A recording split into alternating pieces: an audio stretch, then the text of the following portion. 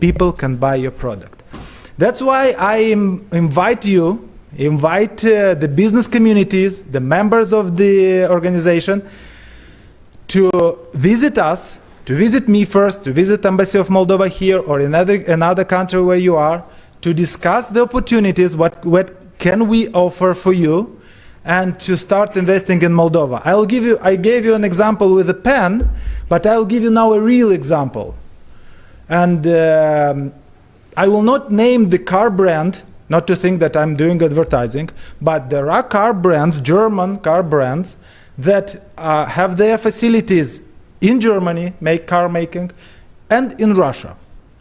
So some parts of the cars are made in Moldova, especially copper cables. Because if you do copper cables in Moldova and export to your facility in Russia, it goes tax-free. And if you do it in Moldova and export to Germany, it goes tax-free. If you would be exporting from Germany to Russia, there will be taxes in Russia and vice versa. So this car manufacturing facility understood that they can be more competitive on prices if they establish a facility in Moldova, and they did so, and then they extended their facilities in Moldova. So this is what can we offer even to small businesses that are trying to sell their products to wider Europe. Use us, Moldova, as a gate towards wider Europe, and we can offer you these best facilities. Thank you very much for your time, and if you have any questions, don't hesitate to contact me. Your Excellency, can I just keep you here for a few more minutes? Because I think that everyone would be very interested as to know, you gave the example with the copper parts, but in the break you also told me about some other fields that you are currently trying to, or you have developed in Moldova. And I was thinking that maybe you would like to tell the audience as well. Yes, I didn't want to have a long speech. I understand that. I apologize for keeping you here. Okay. However, I think that it is very important that you. This is the message that I'm promoting now of manufacturing in Moldova. It's the main advantage that we are trying now to sell to people. Of course, we are an agricultural country, and a big part of our export is agriculture.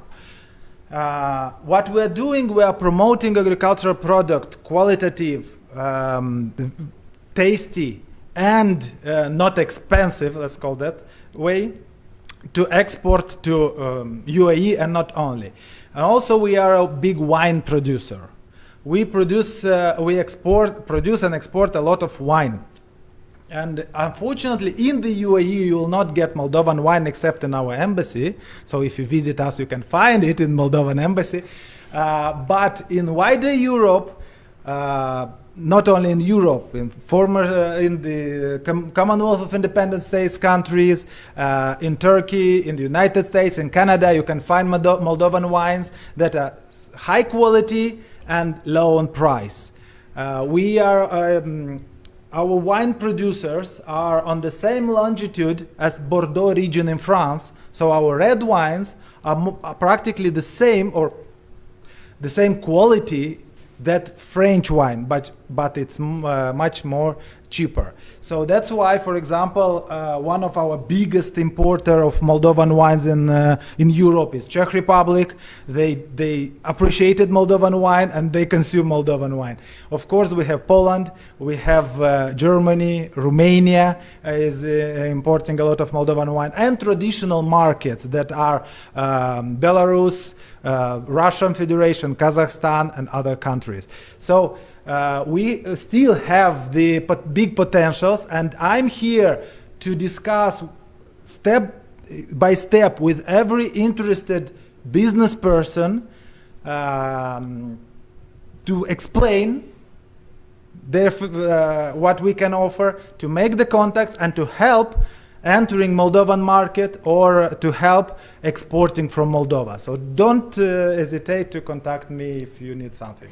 Thank you so much, Your Excellency. Thank you. I apologize for keeping you up here.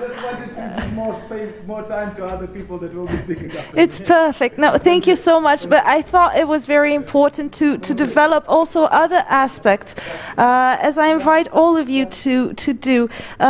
Next off, if you will allow me to invite here on the stage beside me His Excellency Afzal Mahmood, the Ambassador of Pakistan. Ah, sorry, sir. I am very sorry. Please.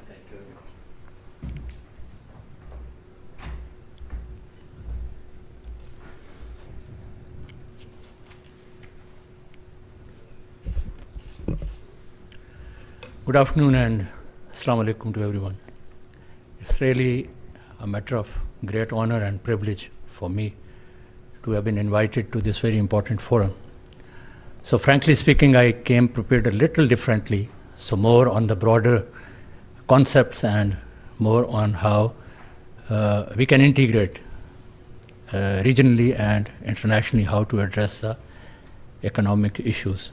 So I come from a country which is quite well known for so many things. So we are a medium-sized country. So the area is 882,000 square kilometers, and we have a population of 220 million. And it is a reasonably good size country.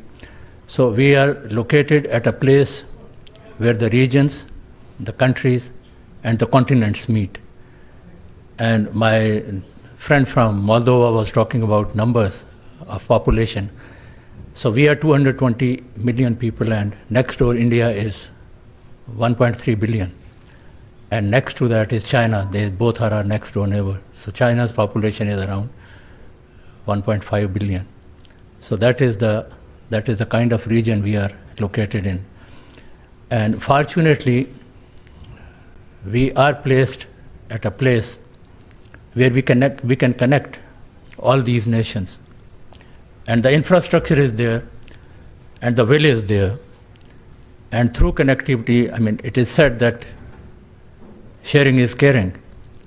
So whatever we have, that is available to our neighbors, to our extended neighbors, to our region, and to the international community.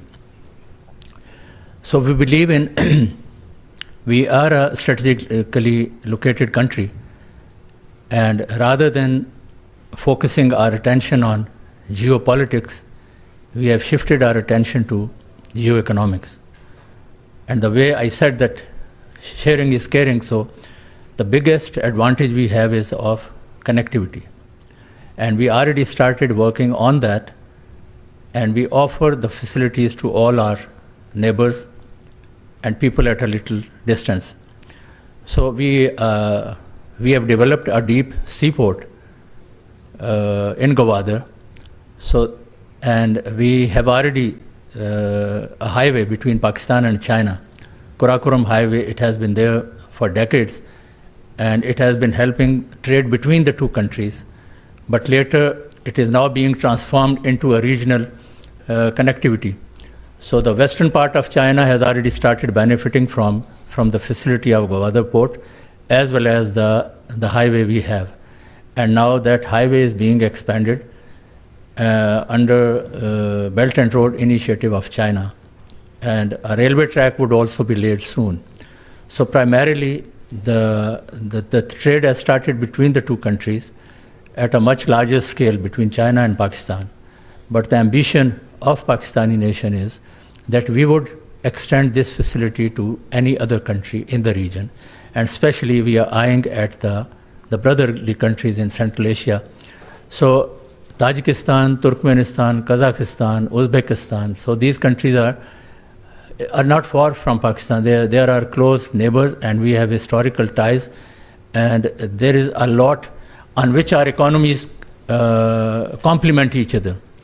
So we ourselves, Pakistan is not an energy-rich country, and there are oil and gas reserves in these countries, and we have signed some agreements with Turkmenistan, and we plan to sign others. Our Prime Minister, our leadership, our Foreign Minister, they have recently visited all these countries in the region with the view of forging closer ties with them.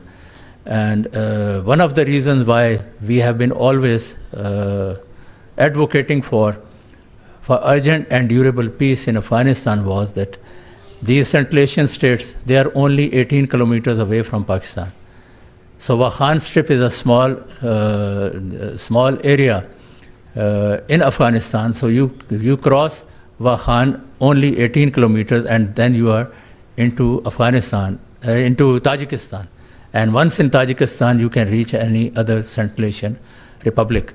So what we produce is needed in those countries, and what is being produced there is needed in our country. So that is what is bilaterally important for us. But at the same time, Pakistan being at the Arabian Sea, and most of these states being landlocked, including Afghanistan, they can benefit from this facility of Gwadar deep seaport. Now, whatever way, like even for China, for mainland China and even the western part of China, whatever when they import energy, be it oil, gas, or anything, even from the Gulf region, it takes weeks to reach to South China Sea from where it enters China. But with this Pakistan-China economic corridor, which is already functional, so it is a matter of a couple of days that their trucks, they land at Gwadar port, and from there they deliver their goods, or even the oil and gas going to China. In the future, it would be using that corridor.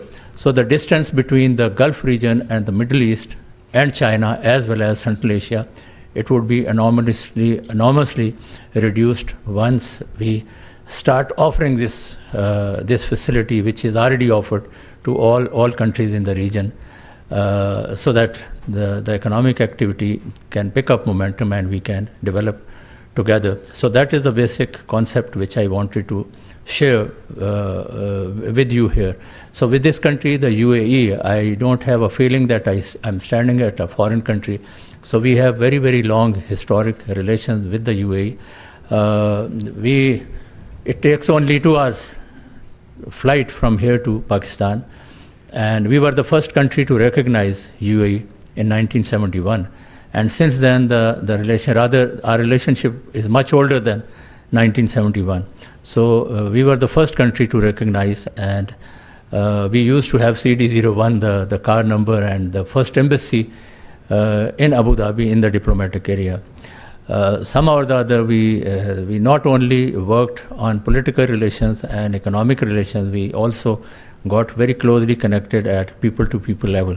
So at this moment, when I'm standing in front of you, we have about 1.6 million Pakistanis working in this country in different positions. And our bilateral trade is in the range of about $9 billion. So out of that, the major part is the UAE's exports to Pakistan. So they export worth of about $8 billion to Pakistan. The reason being that we are energy-starved country. We are not fortunate to have oil and gas, so we import oil and petroleum products, petrochemicals from the UAE. So that is how the trade is always in favor of UAE. On the people-to-people side, I mean, there are frequent visits from UAE to Pakistan and Pakistan to UAE, and we closely consult each other at every regional and international issue. So what bothers us bothers UAE, and what bothers UAE bothers us. And another important thing about our bilateral relation is that our economies complement each other. So we are very fortunate to have fertile lands, and Pakistan has very interesting landscape.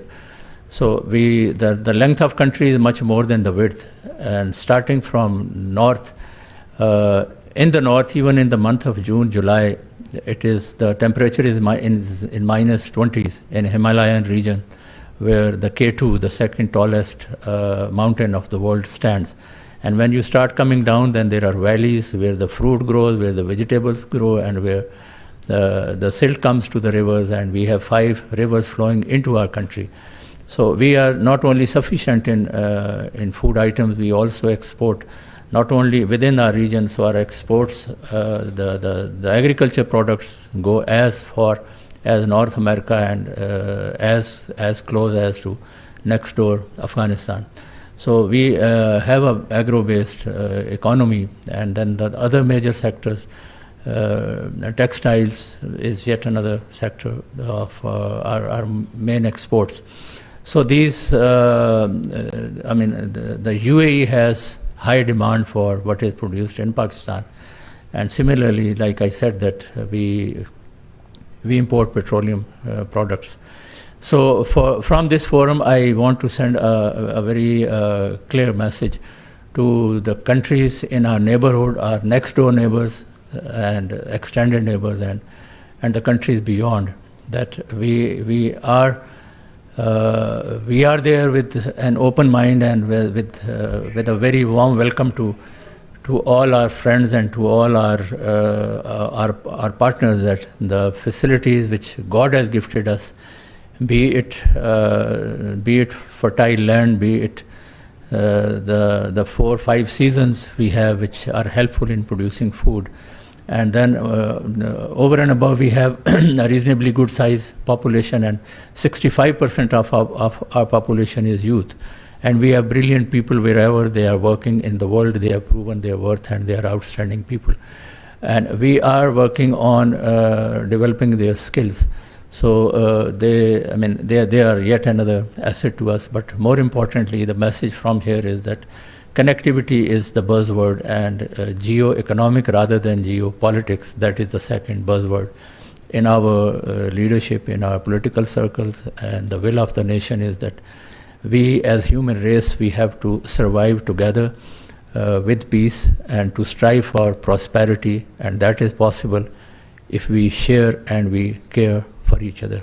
So with that, I thank you very much, and if there are any questions, maybe during the later part of debate, I would be more than happy to answer all those questions. And once again, I thank especially Dr. Nasri for inviting me, for allowing me this honor to speak to you. Thank you very much. Your Excellency. Bravo. So just one question in order to sum up. If you would choose some sectors in which you would invite investors into your countries, could you Sorry. Sure. Sorry. Yeah. Could you tell us which those sectors, those areas are? Thank you for reminding me. Rather, it was it would have been definitely a part of what we were discussing. So, energy is the topmost priority of Pakistan. So, we do have reserves in shale oil and gas. So that is but conventional gas. We are a little surprised that everyone around us, they have oil and gas and we don't have. So I'm sure we have. So if somebody, any of the countries, any of the companies having expertise, so we probably have conventional oil and gas, and we have proven. There was a survey done a couple of years ago when I was posted in the United States. We got it done. The basic survey was done in Washington, D.C., and then another deeper study was done in Texas, and we rank somewhere between world's number 5 or 7 in shale oil and gas. So that is where we would welcome investment from anywhere and everywhere. Second is in infrastructure. Like I said, that the length of the country is more than width, and we are trying to transform ourselves as a melting pot for economic activity within our region, so that all region trade through Pakistan, using Pakistan's port routes, using Pakistan's highways, using Pakistan's railway, and incidentally, we are connected with Europe already. So Iran is our next door neighbor, and Iran, we have road and rail, both facilities with Iran, and through Iran to Turkey, and once you are in Turkey, you are in Europe already. So that is the second area where we are inviting the infrastructure. And housing sector also is open for the foreign investors. So any good housing company, housing development companies, so they are also more than welcome to. So energy is number 1, this thing, infrastructure 2, and tourism especially. We are a beautiful country. So like I said, that since there is at one, just in one day, you can experience all the 4 seasons. If you start your journey from north, where it is a region of glaciers, -21 temperature, you come down to valleys and you enjoy the nice weather there. You further come down, it is pleasant on the plains of Punjab, and you go further south. There you have semi-desert, and further south, Sindh and Balochistan. It is a desert like you see here, and then there are beautiful beaches on the south, on the Arabian Sea. So we are developing the tourism. For quite some time, since there was a war next door, so 40 years of war in Afghanistan, starting from 1979, and there was a spillover effect on Pakistan. So people from outside the business community, the investors, they were shy of coming to this region. So Pakistan has emerged like a virgin economy, and the beauty of Pakistan we have not been able to showcase to the world. So tourism is yet another sector we are inviting. We don't have many 4-star, 5-star hotels. So you come, you build them, and you enjoy your business there and have profit there. And Pakistan has jumped 18 places on ease of doing business just over the past 1.5 years. So that would make things easier for you. So come for tourism, enjoy tourism as well as develop tourism, and that would help us, the business community coming from outside and the Pakistani nation. Thank you so much, Your Excellency. Thank you.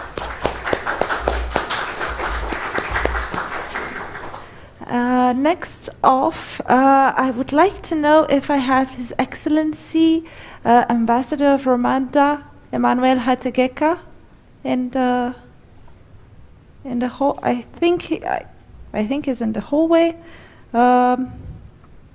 So I think we can move forward. Maybe he can take the word afterwards. To Madam, Her Excellency Arshi Ayub Mohamed Zaveri, CEO Senior Advisor of the Royal Family Offices. No. Oh, okay. Apparently we have to wait one moment for some of them to join us.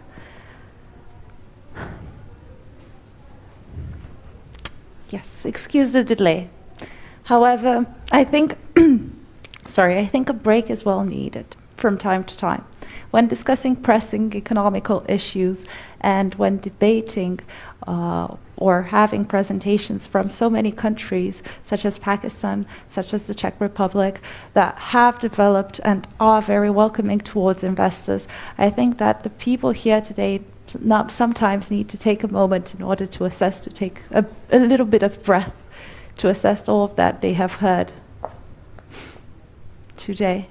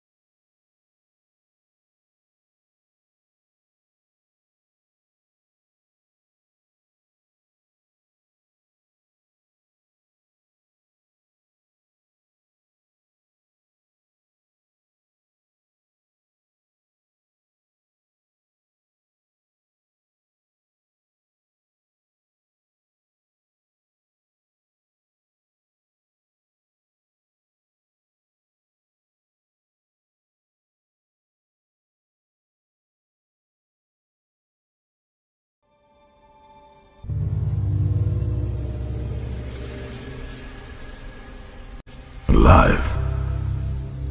The divine touch in an empty universe.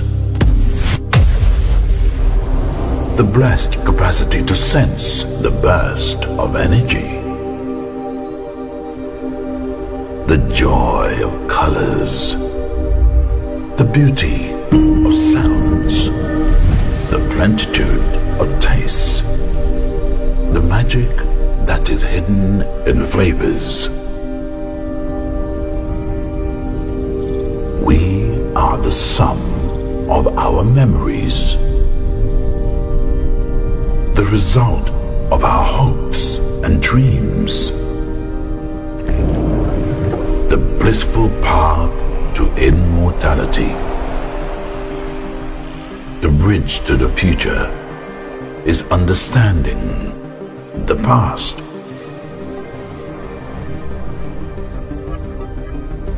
The finding of the element which is the ground of everything. The key to infinity. We are uniqueness. We are beauty. We are material. We are immaterial at the same time. We are weight. We are space. We are God.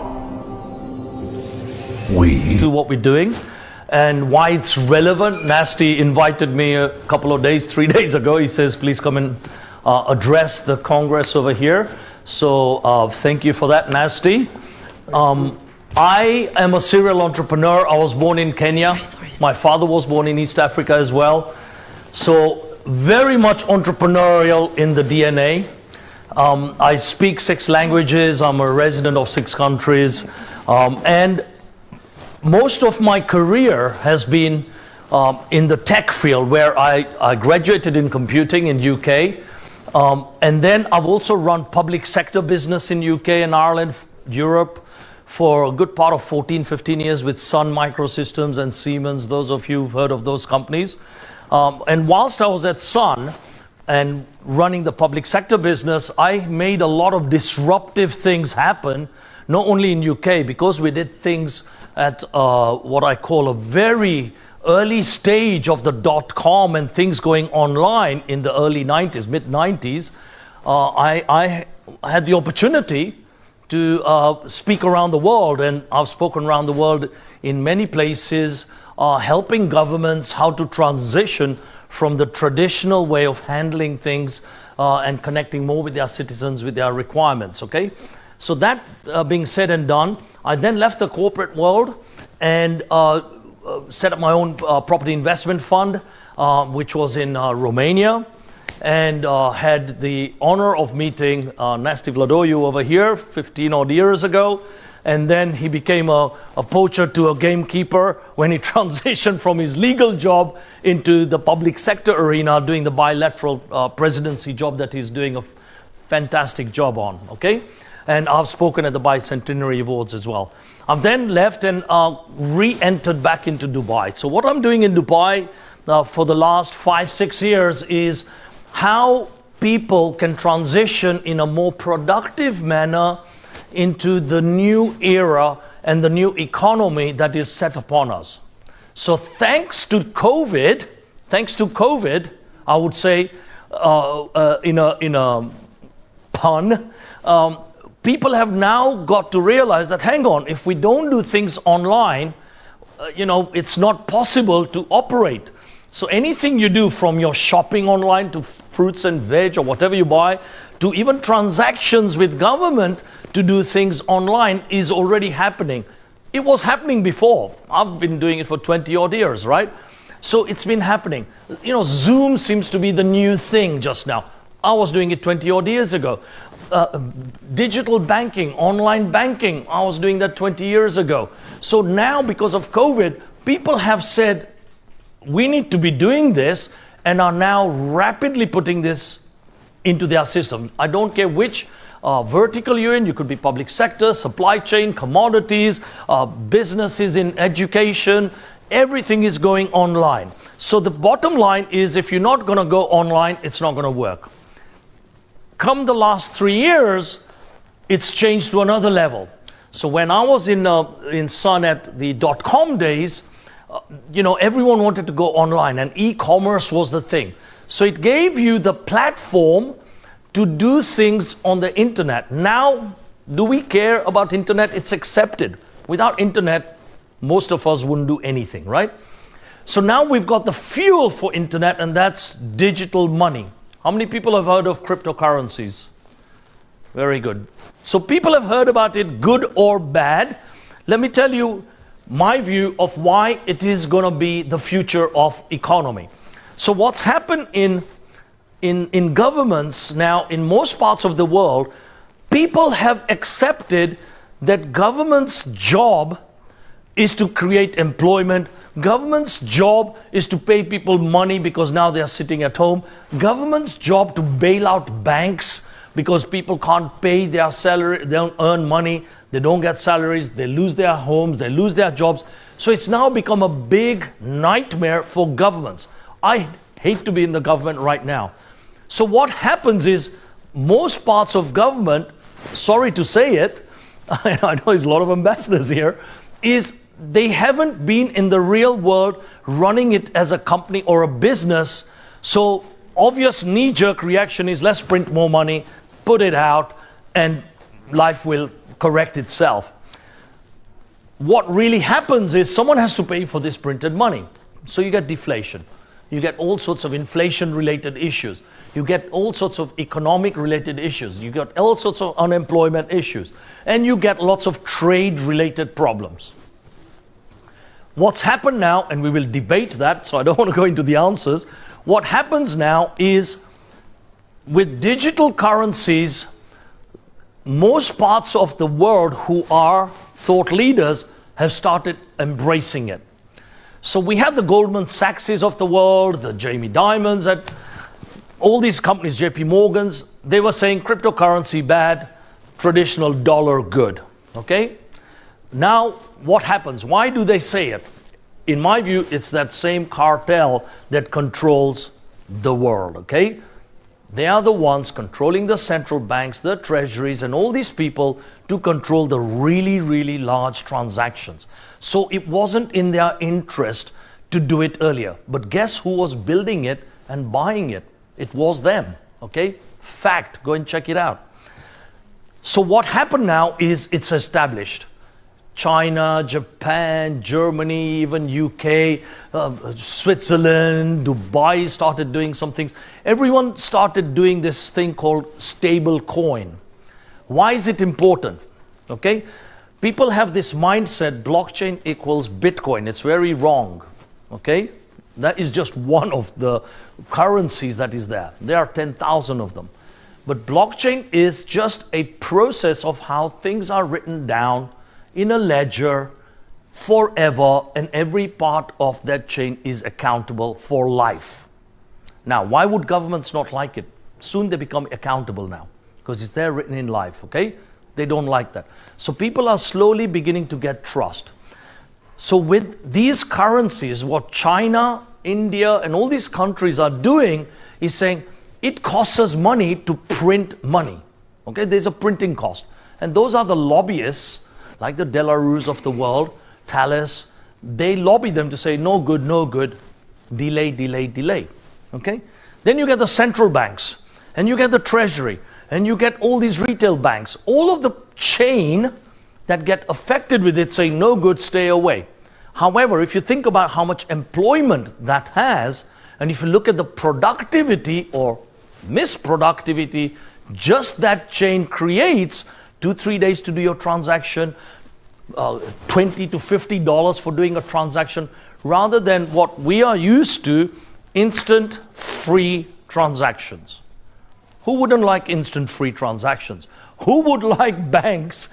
Who would like banks to sit on your money and charge you so much fees in doing a SWIFT kind of a transfer? SWIFT is more than 3 decades old. It's about time someone shook them up, right? If it cost us, the citizens, less time and less cost, that's what's happening. So these are the people fighting against it, okay? So now the government has got a problem where how do they take the economy to the future, okay? they have got worries about the things that COVID has brought right in the forefront. Automation is the biggest one. So people are now saying, how do I use artificial intelligence and robotics to do a majority of those things that humans are doing, which is mundane jobs, and how do we implement this in a cost-effective way so we don't create a massive unemployment scenario in the world economy, because the world economy is very fragile just now, extremely fragile. So what happens is most of the manufacturers, car manufacturers, supply chain people are using automation in any part of that supply chain. So from a production of a car or electronics parts, there's very few humans really involved in doing these jobs.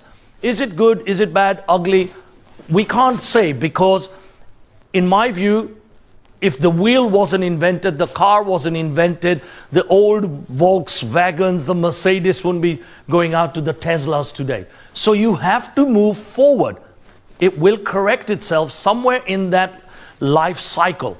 So we cannot just stand still, this will remove jobs. We got to move forward because it will correct itself. People will find other jobs to do things, all right?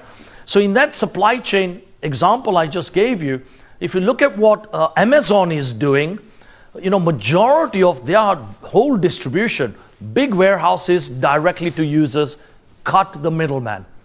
Imagine blockchain going into that era where it's instant payment, instant deliveries, and no contact with so many middlemen. That's why you get cost-effective product and you get timely service, okay? We would like that. Cost is human beings, okay? The next issue we have that COVID also has highlighted is the fact that people have now got used to sitting at home and earning money, because either in some countries, if you're in UK or America or most parts of Europe, the government gives you money. Not in Romania, unfortunately, because they don't do that, right? They're not flushed with money and they don't have a national insurance kind of system that's very, very comprehensive like UK and Germany and France and parts of America, etc. So people are now getting used to sitting at home and working and saying, government's problem, they will give me money and feed me because I've paid taxes, okay? Government's got a huge problem, because if they keep on printing this money, you know, the people that are actually doing the work, which is few people in the government, will go there, but then the large majority of the people who are running the country in terms of service industry, transport, whatever it is, retail, those people, imagine 40-50% now working from home. Big challenge, okay? So our service needs to be provided in a different way. This is where that AI robot, how many of us have seen call centers now being done as an automated thing, which is gets a bit tired, correct? Yeah, a bit tired of that. So we like the human touch. So what's happening in the technology world now is really sophisticated AI voice recognition thing. I can have my voice respond to someone, and the way the world is going is virtual reality and augmented reality, where if you call your call center, you would see me standing in front of you through your computer. That's where the world is going. So jobs in certain call centers and mundane jobs are going down. So people need to reinvent themselves and reskill themselves to do that. Huge problem for governments. The next big issue that again COVID has brought together is the whole thing on medicine and pharma. So how many of you have taken the vaccine? Let's have a little check. You see, less than half, about half, okay? Half of you take the vaccine, right? The other half haven't. You cannot dictate to people, you will take a vaccine. So many governments have tried it. You will take vaccine or else. You cannot do that. So government's got a huge problem. Do you kill people off, or what do you do? And every vaccine, and I've worked with the pharma industry as well, they will have lobbyists, okay? So even if I've created, and I know a gentleman from America who's created this inhaler where literally someone is on the bed and on a respirator, and he takes these puffs like any inhaler. Within 2 days, it's gone. Okay? Amazing cure, I would say, yet governments don't give him approvals. Why? It's not the governments. It's the lobbyists, it's the Pfizers, it's the farmers, it's the AstraZenecas of the world who lobby them to say, get them going through this so they can make money. They can make money. This is the way the world is. And so governments, for those of you who are in government, you have a huge problem and dilemma to sift out the facts from the new innovation that's coming. The new innovation is very rapid now because internet's made that possible. It's very rapid. So in that scenario in pharma, you will get through the whole supply chain from food, and in blockchain business, we are now, because of that trust, building systems of what we call the seed to the shelf. Okay? So the seed, till the second it's planted into the soil, into the soil, is monitored how much rain, sunshine, quality, nutrients the soil has. All of this is measured through what we call special IoT devices, all the way through to how it's germinated, how it grows, what it is. So it could be any vegetable, fruit, anything literally. And then how it's picked, transported, processed, if there's any processing to be done, and then shipped if it's in a cold container or if it's in a normal container, the temperature, all the way onto the shelf. And then you get this QR code. And in that QR code, you scan it and you know the life cycle of that whole product just through your app. These are systems developed just in the last 2 years during COVID time. So imagine that innovation. Now, if you're a government regulator, here's the problem. You get all this Monsanto and all these guys throwing rubbish into the soil, lobbying them. And then you get all the traditional farmers lobbying them. And you get the EU Commission, in our case, lobbying them. You put so much pesticides and all this stuff, where if you're a bio-organic type of a person, you are suffocated. You cannot even get that. And we like bio stuff, you know. I live in Dubai, and trust me, I miss the taste of tomatoes and cucumbers. Simple thing like that, right? Because it tastes so nice, simple things like that. So I want to see that sort of thing, what's going in your body, right? So governments are left with this challenge. Now, let me take it 2 minutes forward. So if you were in government, where do you think the future economy goes? Do you think stamping and processing money, printing money, is the answer?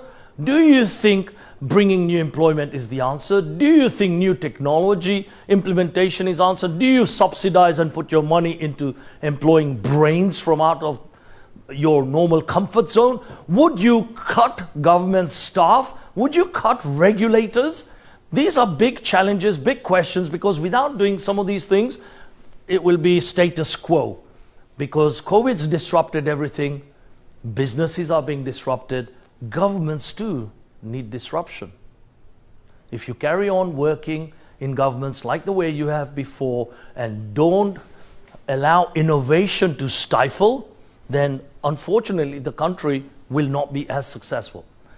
And for this conference, whilst we are with lots of ambassadors and people like that, what I urge people to do is let the governments worry about the government things, put 2 hats, entrepreneurial hat, ambassador hat, and find ways to cooperate, collaborate, talk to us in the Romanian chamber, talk to us in the Dubai chambers and the Dubai private office, and see where real value add businesses can be done to help the world to get to a better place. My biggest mantra is nothing to do with money. It's about making a difference to 1 billion people's lives. So that's the journey I'm on.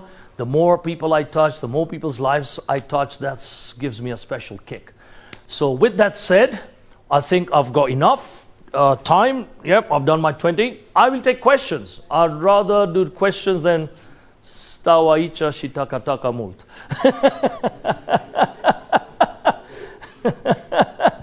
Anyone's brave enough to ask a question? There's a roving mic at the back there. Domnul doctor, haide. Anyone over there? Shy? Wow. Hi there, Adrian. Do the future of architecture. Him, the one with the white beard just behind you. No, he's too shy. You just give it to him. Nu, mulțumesc, nu puneam întrebări. It's Patel's request. Hi there. No question for you in this field, but In the architect field, with government, go for it. Anything. no, we are going too deep in that. It's not a problem. It makes a difference. Because without buildings in your field, yeah. Let me do his one now. So architect, if you see what's happening in Dubai, anything is possible. Right? Yes, it's true. What they've built here, even in the middle of the water, through to buildings which are so wind resistant, earthquake resistance in sand. I've been coming here for 3.5 decades. Trust me, all of this you see 10 years ago was nothing here, it was desert. So you have to have a can-do attitude. What's happened here is actually, this is the shell of something else that's happening. Yes, it's happening, people here which are doing business, and this is the result of this. People are living here and they need these buildings. This is why they happen. It's not the buildings which are first. Let me tell you, people are not living here. A lot of them are tourists, eh? Okay, tourists are living also. Yeah. They're eating, they're breathing, they're enjoying this. Yeah.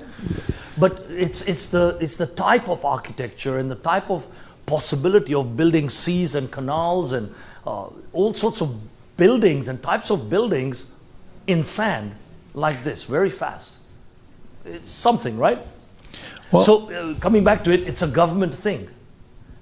You need the help of government to not only embrace, but to also accept some of the new innovative ways of working.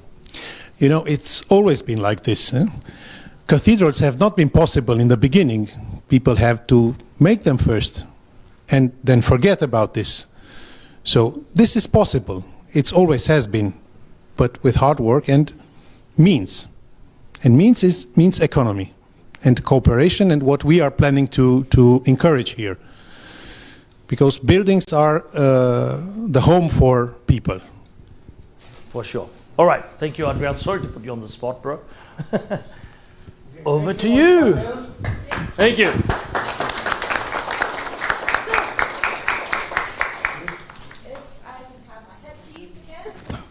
Thank you so much.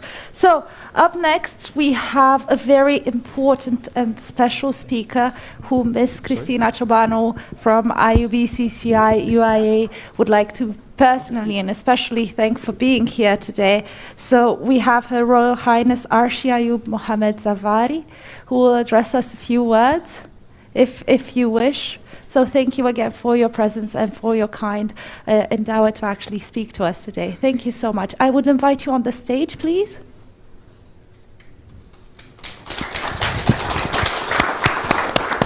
You have your booth over there.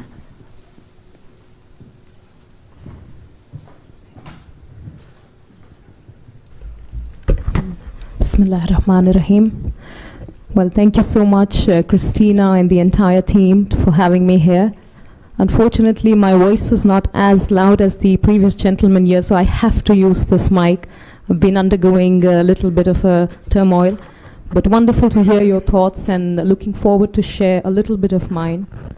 I hope I'm audible towards the backside. I think it's okay. Personally, like the gentleman very rightfully mentioned, this country has been pivotal in terms of maintaining its relationships globally. We are sitting in actually a beautiful desert. We can't really call it just a desert anymore. It's the epitome of infrastructure, epitome of human ingenuity. We see 192 pavilions at the Expo 2020 today. We've never seen any expo exhibit so many nations all together under one roof, with so many cultures blending so beautifully. So it's wonderful to see that kind of exchange, specifically in this part of the world. UAE today is the actual flag bearer of innovation, peace, prosperity, and moreover, realistic solutions. Thank you so much for having me here. I look forward to interacting with all of you. Thank you. So, thank you so much, Your Royal Highness. Again, many thanks from our organizer and our hostess today, Ms. Cristina Ciobanu from IUBCCI United Arab Emirates.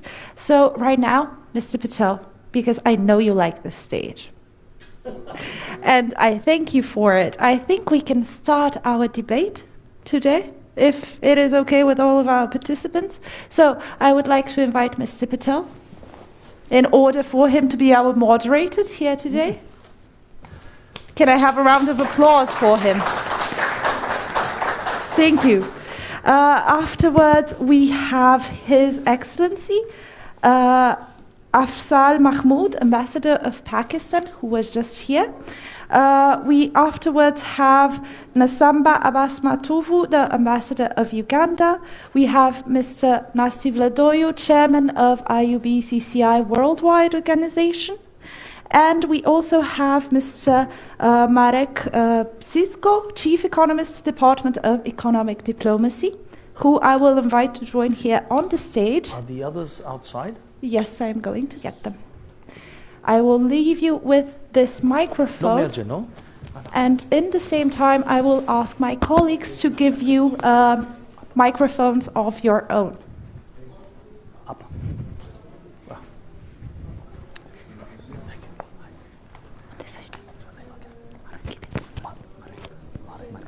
Unde sunt ambasadorii?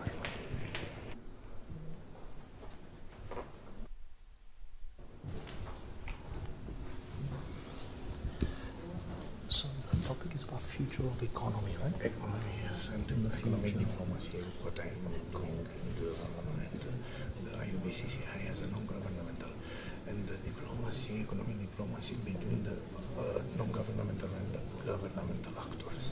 Okay. Yes, Your Excellency, please.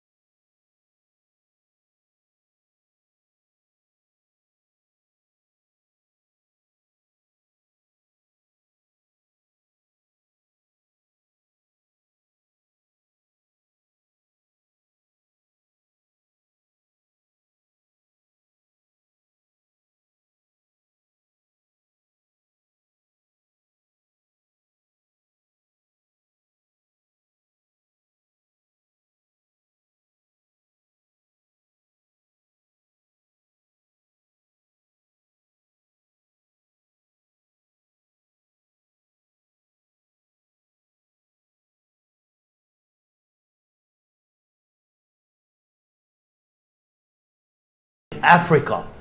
However, Africa has a huge challenge and a transition. It's full of natural resources, it's full of skills, it's full of a lot of culture, tradition, and a hell of a lot of minerals and things that the rest of the world come there thinking, we are in a bad economy, let's go and take advantage of this. What's your view on protecting that to grow your own economy? Thank you, Patel. I think, rightly put, the future, I think, of the world economy is in Africa. And with due respect to the other continents in the world, when you look at the recent pandemic, which is still a problem, I think, save for the United Arab Emirates, which has managed to really put some forte in organizing such events, the rest of the world is still reeling from the COVID effects. And that automatically makes Africa the center of investment in this respect. You'll realize that, like Patel has rightly put it, no continent has the potential in terms of minerals, in terms of resources, in terms of arable land, in terms of human resource. The young population in Africa, 70% being below 25 years of age. This is where to go in all sectors, especially mining, especially tourism. Talk about ICT. Africa is the place to be. If you want food security, the arable land, you can't find it anywhere. It has the tropics, it has the deserts, it has all mix of everything that the world would be looking for. So the future of the world economy, I believe, should be in Africa. I believe that if other countries that have a lot of money to spend, that have a lot of money that is banked in bonds, on stock markets, it's better off invested in young populations in Africa in terms of all the sectors that you can go for, whether it's tourism. You have all the animals in the world, all the birds in the world, all the types of waters, the rivers. We have a touch on the ocean, a touch on the lake, a touch on the rivers, a touch on the ponds, a touch on swamps, a touch on every natural thing that God created on planet Earth. So for me, I think Africa is the place to be in the next 20, 50 years. It still has the potential. It's still virgin. It's where new money can actually be put to old style of investment. In other countries, take an example of Dubai here, UAE, you most likely cannot reinvent anything new. They have done it all. They are going into cryptocurrency, like he has put it. But if you're looking to invest in not the next best investments like cryptocurrency, you have Africa to invest in. You still can mine the minerals, the gold, the platinum, the cobalt, the copper. You still can get the oil, the fish from the fresh waters. You have the fresh organic fruits. You have where to go to rest in terms of holidays. This is where the weather is 24/7, 365 days in a year. Both, you will not find winter in its extremes. I think the least that you can have is South Africa and maybe the northern countries like Morocco. But generally speaking, you'll be between 20 degrees to 30 degrees. There is no -2, no -10 like you will find in Iceland or Switzerland. You will not find 45, 50 degrees like you will find in Saudi Arabia or here in Dubai. Africa is where you will find the weather, the environment that is still clean, So, Abbas, that does not have Abbas, any... less of the adverts. Let's get to the problem I suggested. So, in terms of protecting and growing Africa's own economy, and I see this all the time, I've done a couple of conferences there as well, where you find what I call some bad actors and I don't need to call them out, you know it, coming in there and taking big government bonds related scenarios to say, we will come and do this, give us this land, we will loan you X billion. Government cannot repay the debt. They go into printing money. There comes a point when you cannot print any more money, and they take over the land and the resources. You see this all the time, and you know what I'm talking about. How is Africa protecting that? I think it is. And you are a lawyer. Yes, Put your yes, lawyer it is. hat Yeah, on now. it is a very, very huge problem. Of course, most times exacerbated by the multinationals. Yes. You find that it is in Africa. It will be survival for the fittest. You go to Cote d'Ivoire, you'll find they have coffee, or in Uganda where you have a lot of coffee, but you find that Starbucks has nothing invested in Africa, say for example in Uganda. So how do you protect that mineral so that you can benefit from it? How do you use the money brought by the multinationals, brought by the multilateral creditors into the country so that you can protect it? For I think that the conditions that these multinationals and multilateral organizations put on African countries should be changed in form of, especially the latest investments being in terms of PPPs, where you don't give money to the African governments to spend it on their own, or you don't give them conditionalities where you want them to do it your way, because you will not find that the European way or the Asian way is the African way. So the only way I think you can fuse giving Africa money, investing in Africa, and then getting value for the money and also benefiting the African public is in PPPs, public-private partnerships, where any investor bringing in money into Africa will control the management of the businesses, and the Africans can only benefit as the end users.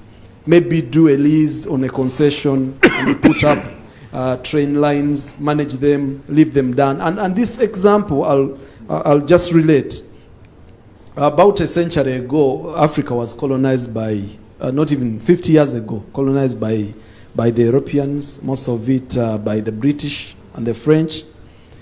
All the infrastructure that is major in Africa was done at that time.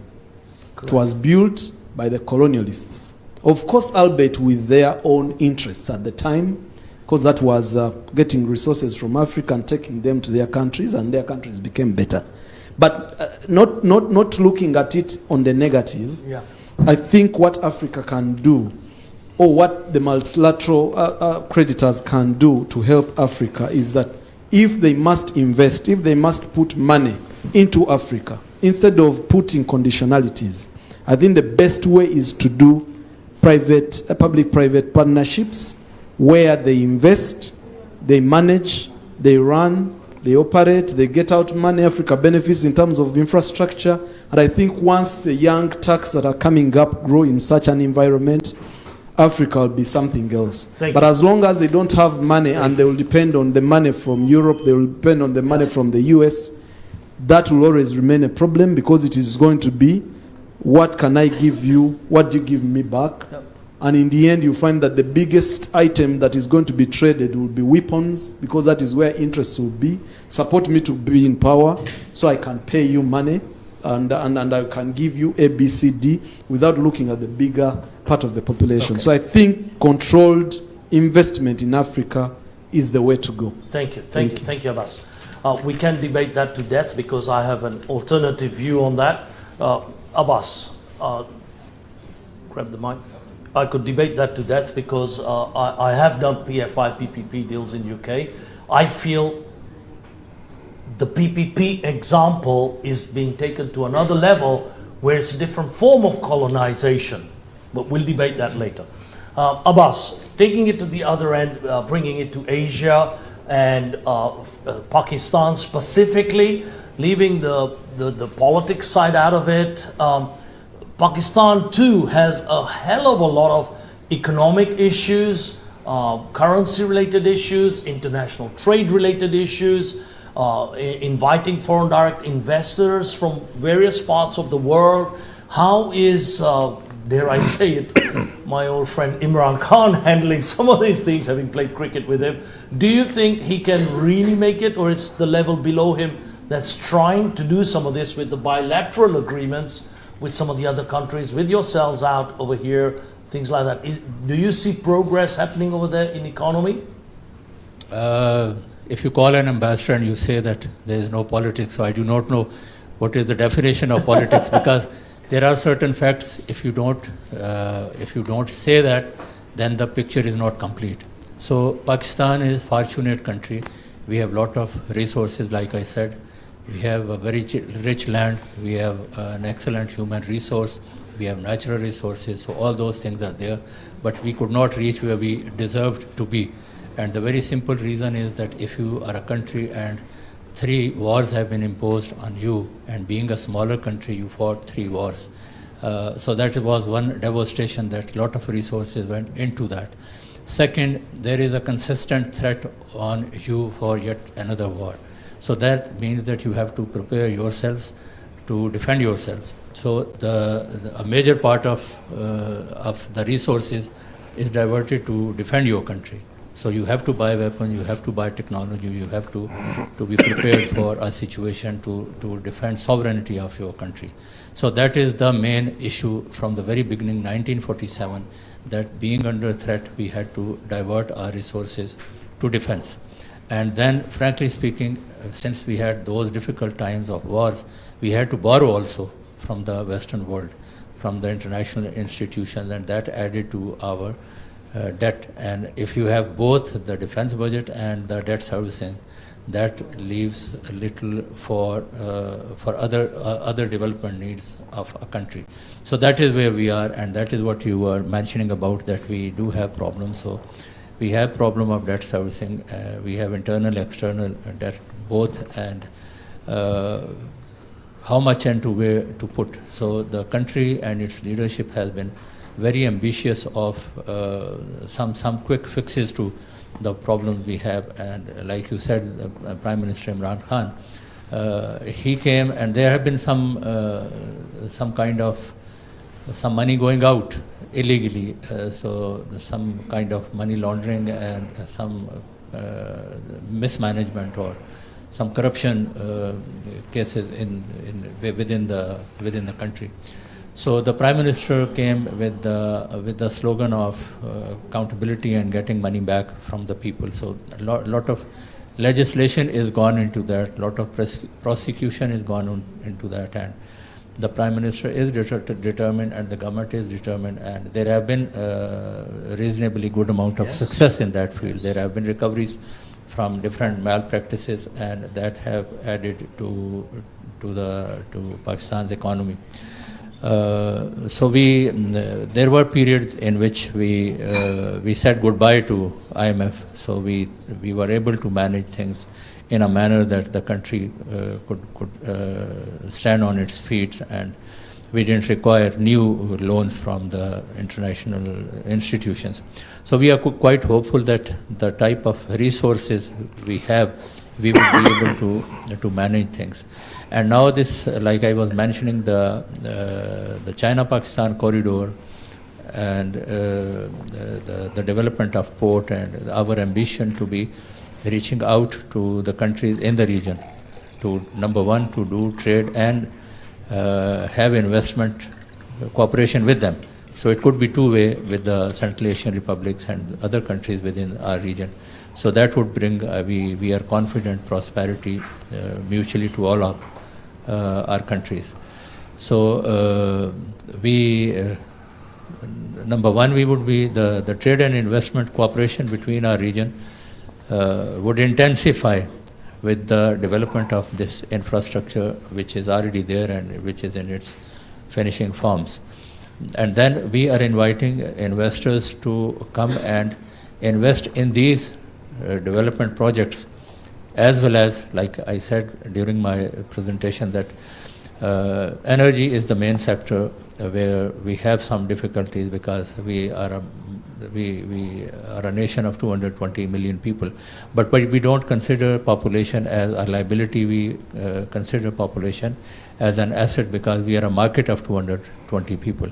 So what we produce, we don't have the issue of exporting all of it outside, because we have reasonably good number of people who consume all these things. So that is an advantage from the market. The other advantage from the reasonably good sized population is that 65% of our population is youth.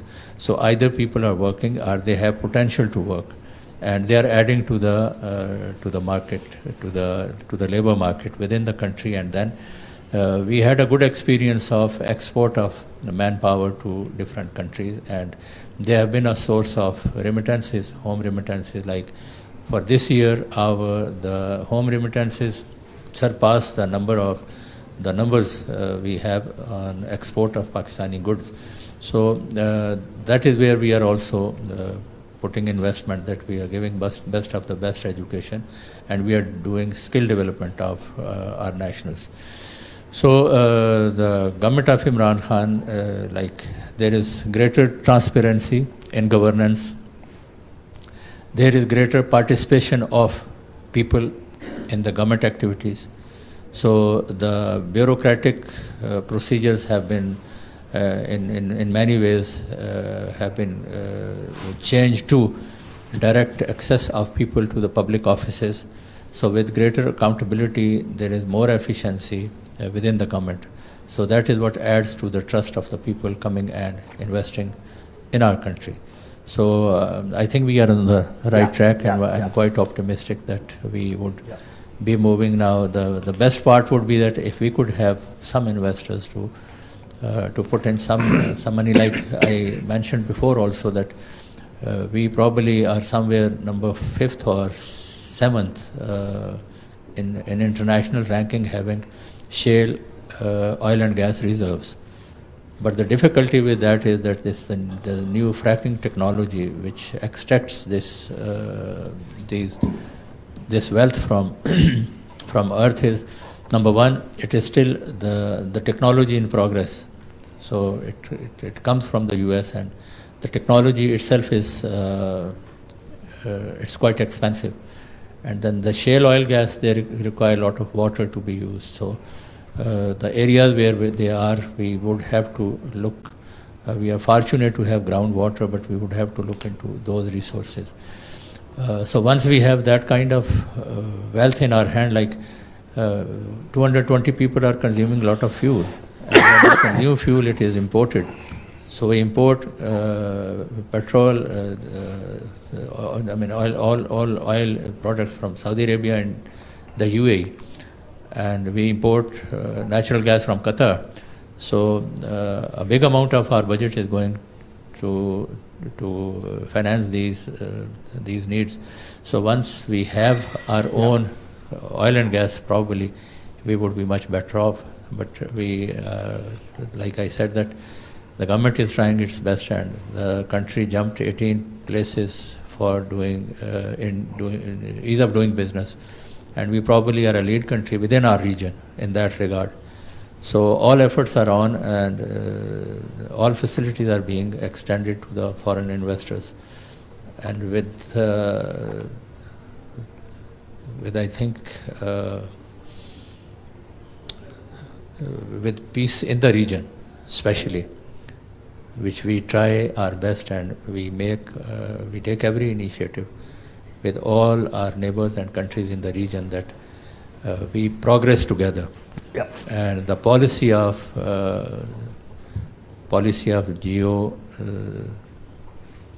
geoeconomic rather than geopolitical centric. So that is also going to help us. So hopefully things would be better, and again, our very warm welcome to anybody and everybody who wants to do trade with Pakistan and who wants to bring investment in Pakistan. Thank you. Okay, with that, again, there are similar traits that I see, and I've got some investors from Pakistan, and I do a lot of investment there, as well as skills, especially what you mentioned. Amazing lot of skills, but you've still got, you mentioned IMF, but you've got the Rothschilds over there investing in a big amount in a similar PPP style way of doing things, and from the stories I know, it's a big control from an even bigger way of taking control of the country's not only resources but buildings and things like that. Strong debate. Let's move to the European side now over here. So shall we take you, Nasty? Let's take you. All right. So in Romania, having lived there for 17 odd years and see how Romania too has a hell of a lot of amazing resources. However, what I call a new entrant in terms of sales and marketing, because just 20 odd years or 30 years ago, Romania was under communist rule as we know it. So people have now got the wings and become entrepreneurs. There are several unicorns I know and success stories I know in Romania going out, including a lot of Romanians here, America, and places like that. You, with your job now, helping bilateral agreements with other parts of the world at the government and the non-government level, how do you see that challenge going forward with what's happening now in terms of embracing it and to take it on either via these sorts of media or other medias? Where do you see that going in the future? What do you invite people to do to come and reach out to you? Things along those lines. You've got your mic. Thank you, Maru. Your question is a very, very good one. But I don't want to talk about Romania because everybody now was SWOT analysis. Our team here was in the parameters to see the national economy as international ambassador, and for sure under this SWOT analysis we can discuss about our economies as an international ambassador, and it's very good, but take into consideration this, I think it's a mistake to discuss about only about our tough points, and nobody will come here to recognize that we have also the weak points, and because of this we can talk about diplomacy. And which kind of diplomacy? Nowadays, all humanity live some strange period, no? And because of this, because as you said, after the crisis, financial crisis in 2008, after that, nowadays we are talking about the sanitary crisis. Let's see how looks the world now from the economic perspective, and to see if the international public law remain in the same configuration and give us the perspectives and the good results if we touch only the rules regarding and take into consideration the rules of the international public law, and how it's better to achieve something, how it's better to do something, how it's better to act. And in from my point of view, here we have some problems. And we have some problems because now it's a fight, let's say, and everybody must realize that it's a fight for new world positions. Everybody, all the countries are fighting to be in the sphere of influence. And we are blind if we cannot see that the hegemony of the world is not possible to remain and to be only in two foots, let's say, and, at the international level. And we see now it's a challenge between Russia, China, United States, India, Japan, Australia. Everybody now fight to be part of the new economic order. And this new economic order is very interesting to see if ensure the economic security of the countries. And till the end we can talk about the results as economic security of the country, not only Romania. Romania, it's a small country. Yeah. We have a lot to offer. We are very interested to be part of the movements, but it's necessary to be part of the strong bloc of the countries. Otherwise, you know, everybody in this part, as a European, as you said, we are in this part of world, we are in the emergent area of the countries from the perspective of economy. And the answer is, what kind of tools is necessary to be used to touch this good benevolence of the powerful, economic powerful countries to be in the same block and to receive you in the same block of interest? Because, you know, it's easy to say our international, our national interest, economic interest is like that and sounds like that. Yes, it's a desiderate, it's a wish, but take into consideration that it's a fight between big countries, medium countries, small countries. From the perspective of the international public law, yes, based on the sovereignty, we are all equal. But this is reality? I think no. And the answer is for sure no. And differences come from economic point of view. If we have economy, we have military tough aspects solved. We have politics issues solved. If we don't have economy, we are until the tail, not in the front. And because of this, the answer is not easy to be done, but the question is if only economic diplomacy can solve this kind of problem nowadays. And to see, because the movement, it's from the old arrangements means with the United States as a hegemon of the world, and after that nobody, and after that comes your free country to challenge.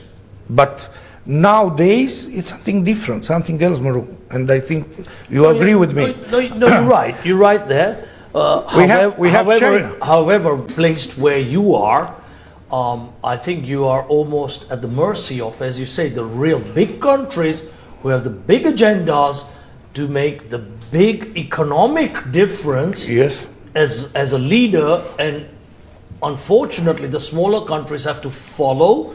However, with, again, coming back to you and your role, these sorts of things, you know, let the big fights happen, let the progress not worry you at that level. You should carry on trying to do as much innovation, growth, cross-border trade, blah, blah, blah. You should continue doing that rather than worrying about that, because that will be wasted energy, in my view. 9 times out of 10, you won't resolve anything. It's best to focus on bilateral trades, bilateral government agreements, bilateral innovation and progress, skills and things that are happening in Romania. Because of this, train as well. Because of this, I discuss about tools. Yes. Which kind of tools we can use? Which kind of tools? Which kind of tools we can touch and to perform with that? And that means the economic diplomat. The economic diplomat become an integrator of variables in nowadays, and we have a lot of very, very tough specialists behind. Yes. And after that, the economic diplomat, which can solve this in bilateral dialogue or not only in the multilateral dialogue. But nowadays we can see easily that the world are changing, and from Euro-Atlantic position and prosperity, we can see that the movement is to India-Pacific. It's Indo-Pacific area.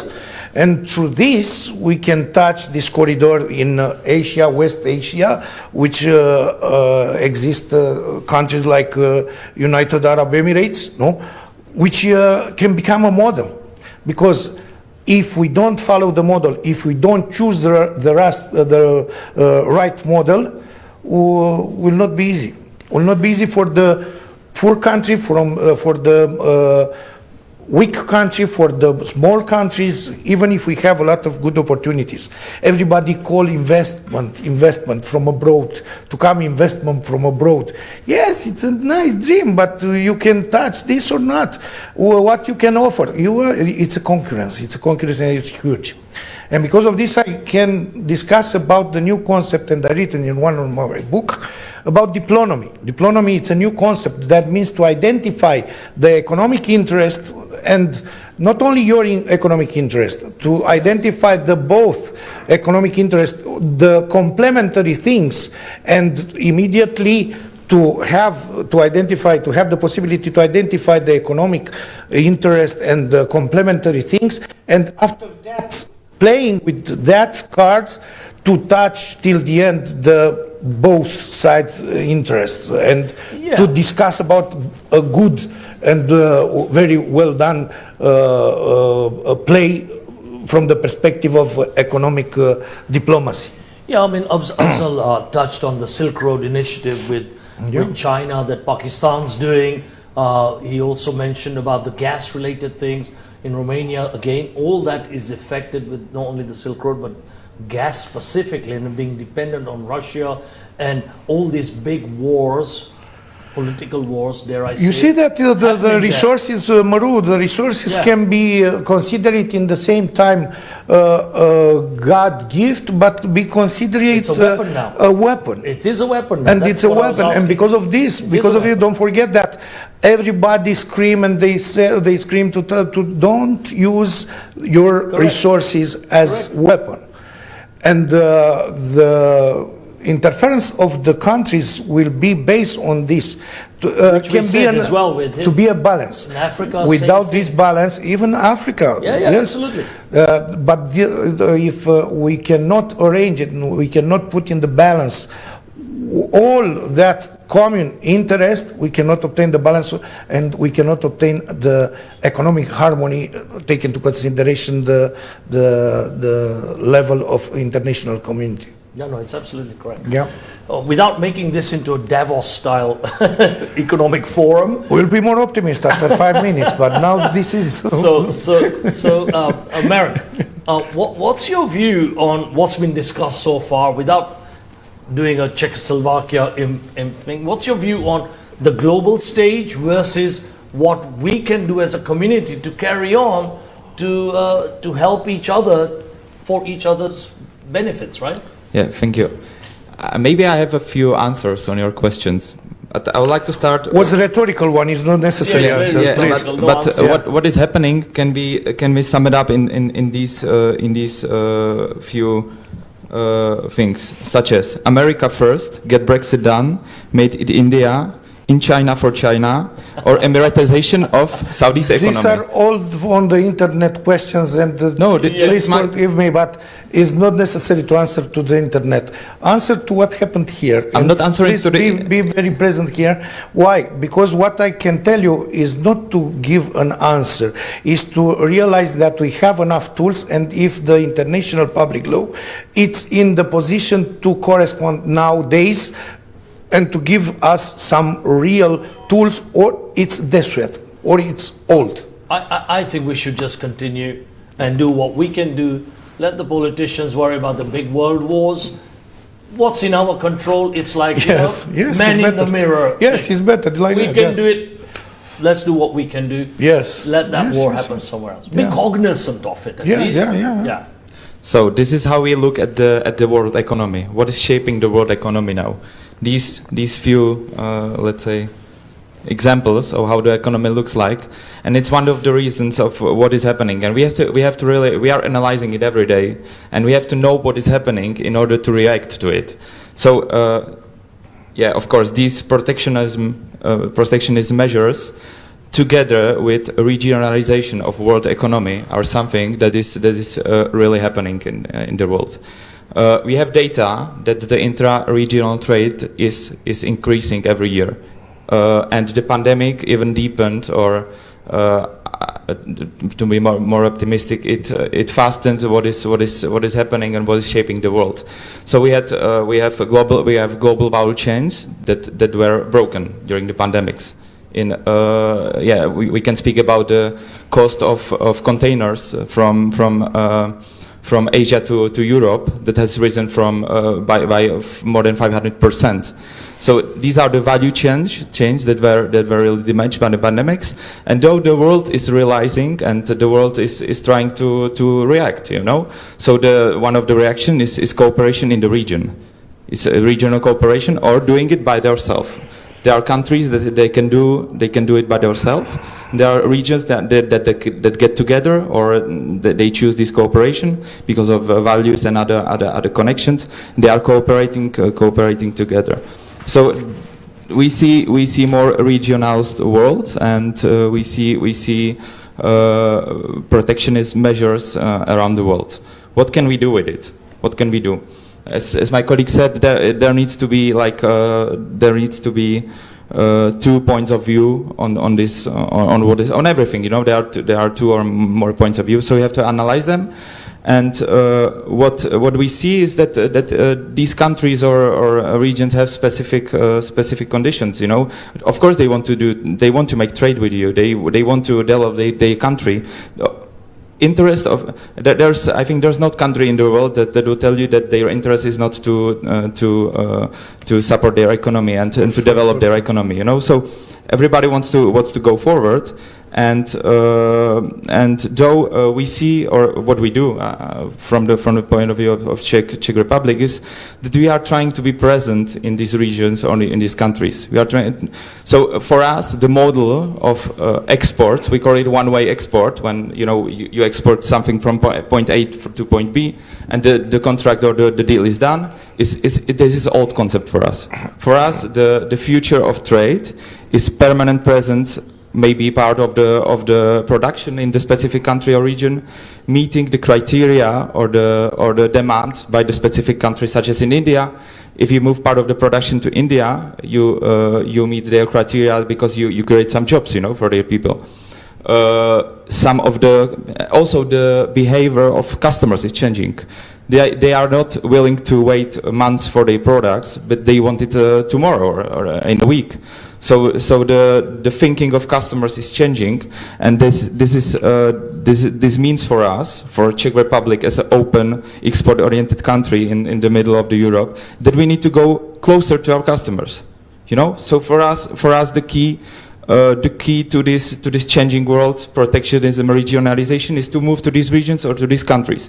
We have successful companies that open up a service, an office, or they have a service for example, in Australia. Now they are prospering a lot in Australia. Czech Republic is really far away from Australia. So one-way export are not really the way how to do them. And even if you export something, the customer is expecting that you can service these products. So this is one of the, I don't want to say answer, but this is the point of view how we see the world, and some specific politics that can solve it.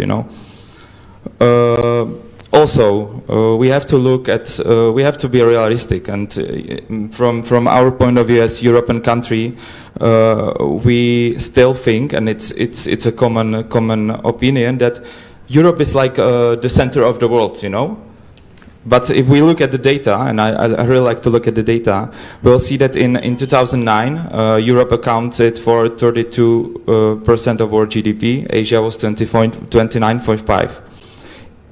2021, Europe accounts for 25%, Asia 38% of the world GDP. We are expecting that in at least, or the latest in 2030, Asia will be accounting for around 43% of the world GDP. But still, Czech companies and even the Central European countries, they are too much focused on the trade with European countries. For the Czech Republic, 79% of our exports is done with the EU countries. If we count Great Britain that left the EU, it was even more. It was 83.5%. So we really have to look where the world economy is shaping.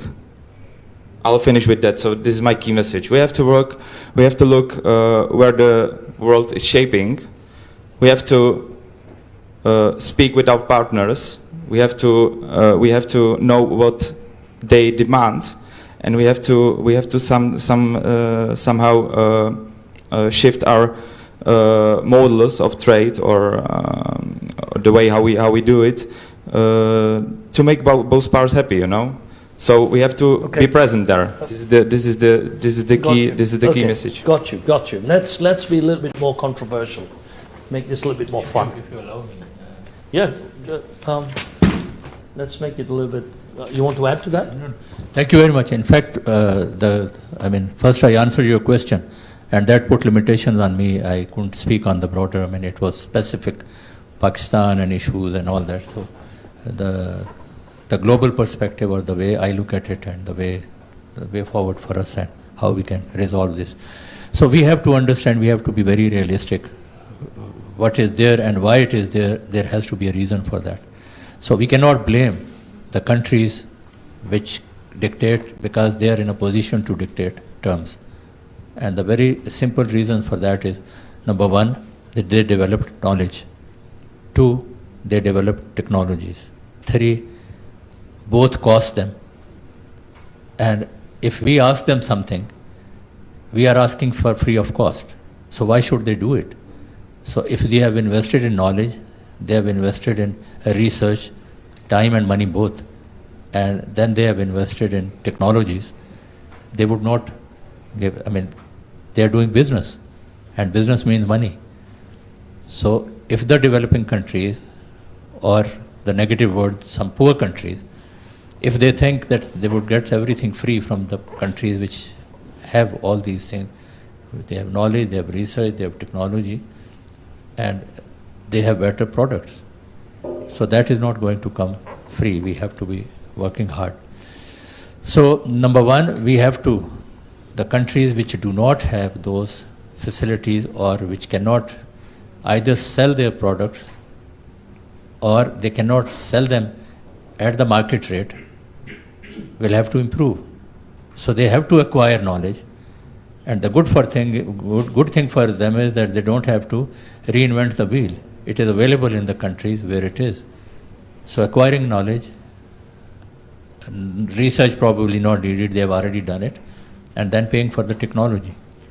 So we have to tighten our belt, and we have to be developing knowledge as well as adapting to use and buying those technologies which they are using. Like in the Western world, there was mechanized farming, which is efficient.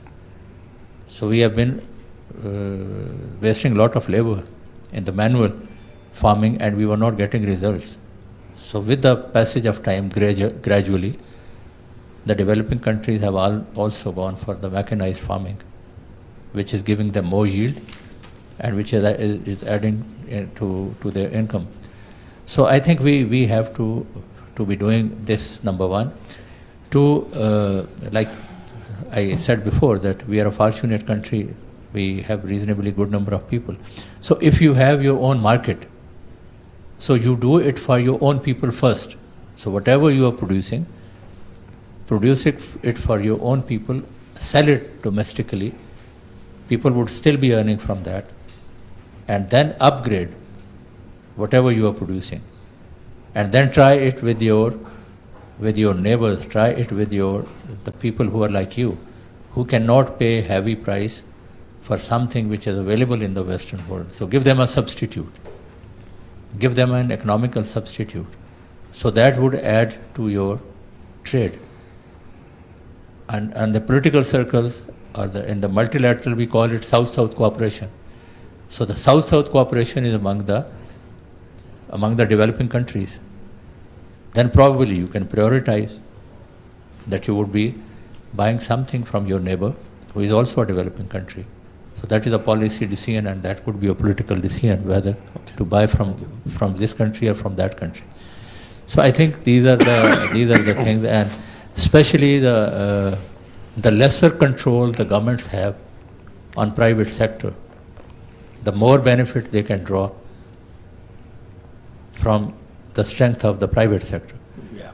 So again, the countries where there are stronger controls on private sector, they have to lessen control and they have to allow, because private sector is always efficient. A businessman would not starve to die. He has to strive because there is no monthly salary coming or there is no consistent income for him. The businessman cannot survive without innovation, without new ideas. So allow him to do it, and he would lead, he would become engine of your country for progress and prosperity. Absolutely. Thank you. Marud, to be complementary with His Excellency, a few words, please. Yes, I agree, because we are living now, as I told you, the perspective of the informational society, what His Excellency touched as a point.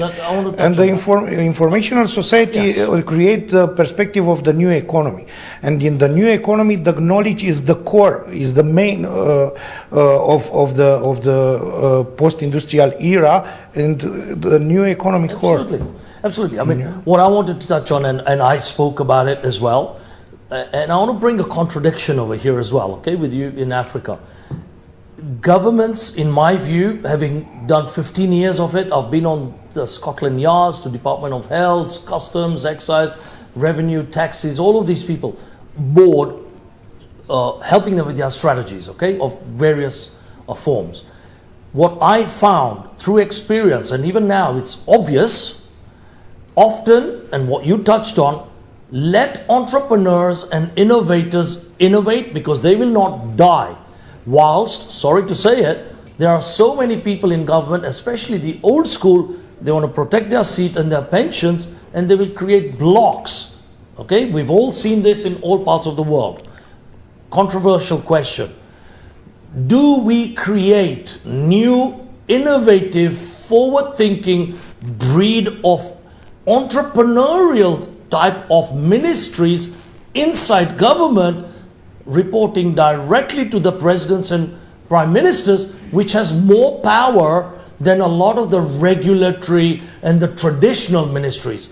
Because if you don't embrace innovation, you will die. You gave an example of trying to do agriculture through the traditional ways and surviving selling it in-house or to your neighboring countries.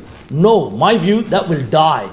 You will not be sustainable. Other countries will produce it cheaper, better, faster, and deliver it on your own doorstep if you do not innovate.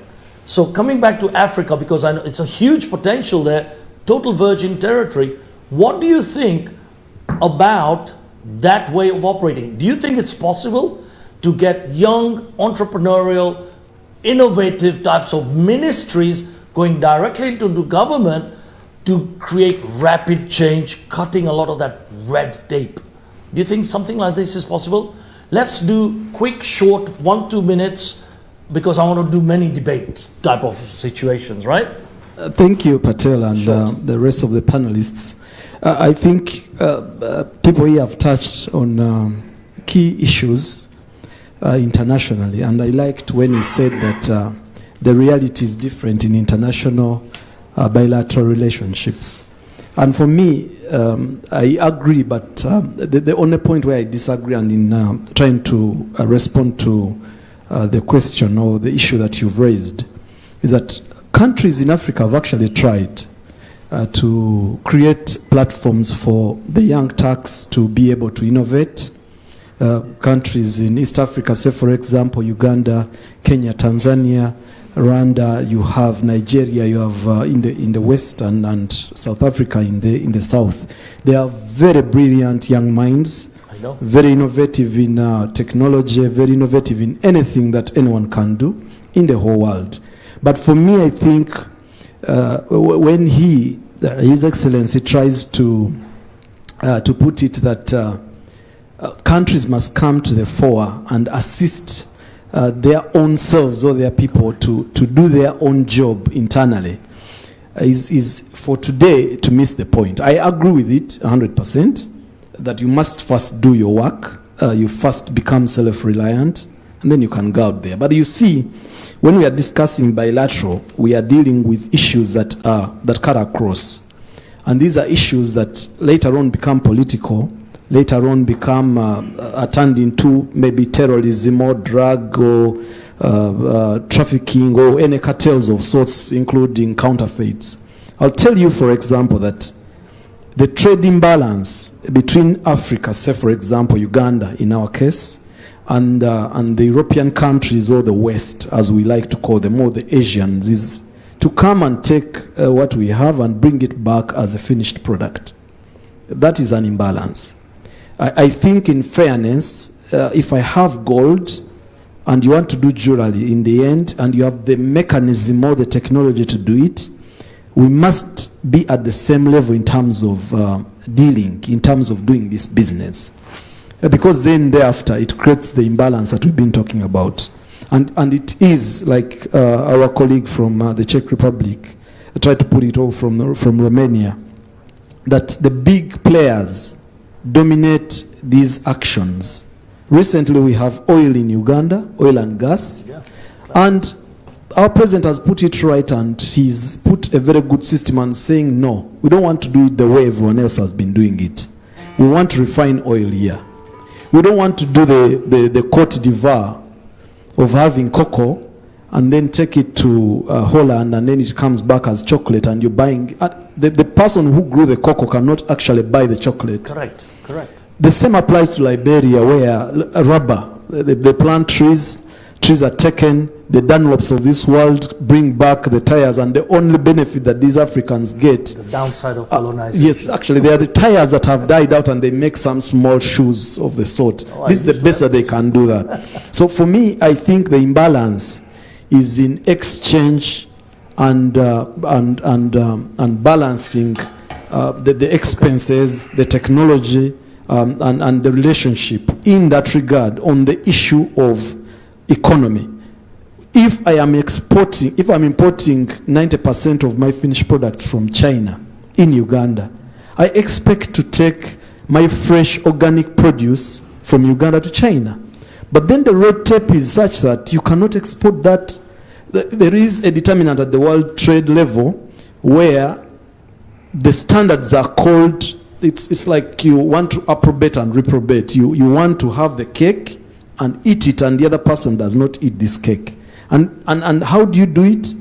You want to take everything I have, turn it into a good product, bring it back, sell it to me expensively. First of all, you have not boosted my capacity to spend, but you want to spend it to me expensively. So for me, I think that for us to have a bilateral level that actually can be a solution to the political problems at the international level is to make sure that first, all countries tend to play a leveled ground in terms of exchange of the raw material and the final product. Set up foot in Uganda, do the refinery for the oil, let me export the oil to you. It's the same thing. Why do you want to export the crude oil to your country, finish it, ship it, bring it back to me and sell it to me expensive? Why don't you do it from here? Create employment, create all levels of... Correct. And this, when you do this... Happening? Do you think a lot of that is actually happening in Africa? I don't think so. It actually happens now it's starting. It is starting. It has happened before, but in the end, again, profits are repatriated. No, you got you. Okay. So for me, it's at all levels. You want to reinvest. You want to give capacity to the locals. And this will, in the end, make the level ground in the whole world. You will not find these problems that you actually experience. The problems are as a result of an imbalance, and people are trying to make it up there. That's why you have an influx of refugees, of people illegal immigrants trying to go to the better countries, and then there are restrictions. The only simple issue is that you have taken everything from the other countries, you have taken it to your own selves, you have not provided platforms for those people to stay there, and in the end you're talking about terrorism in the country where these people have settled, because even when they do, they're not allowed to work. Correct. Even when they, so you have an issue that is so intertwined that in the end it has become a world problem because you have not played a level ground.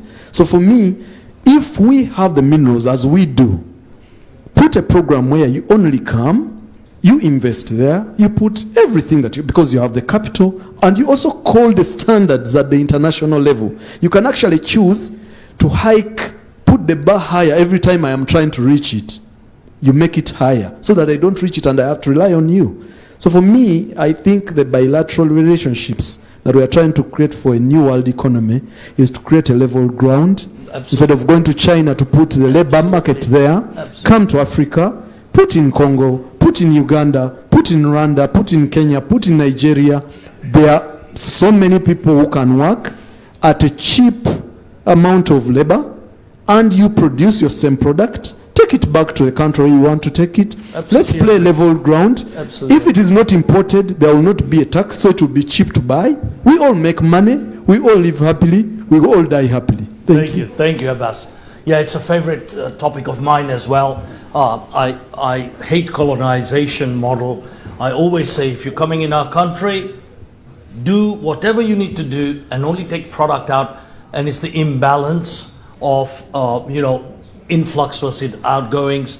China, dare I say it, comes in, says you have X% of tax and duty. When we take the things out, we want it tax-free, but when we bring our things in, it's another tax, and various examples like that. Mark, I'd like to bring you in here. You touched on made in India, they are produced in China, consumed in America, and all these things. Do you think these large, I guess, powerhouses where they've got ample skill set, ample production capability, ample consuming power, the world cannot compete at that level? And Abbas mentioned, maybe they come there, produce it there, dare I say it, with their prisoners who come there and do that.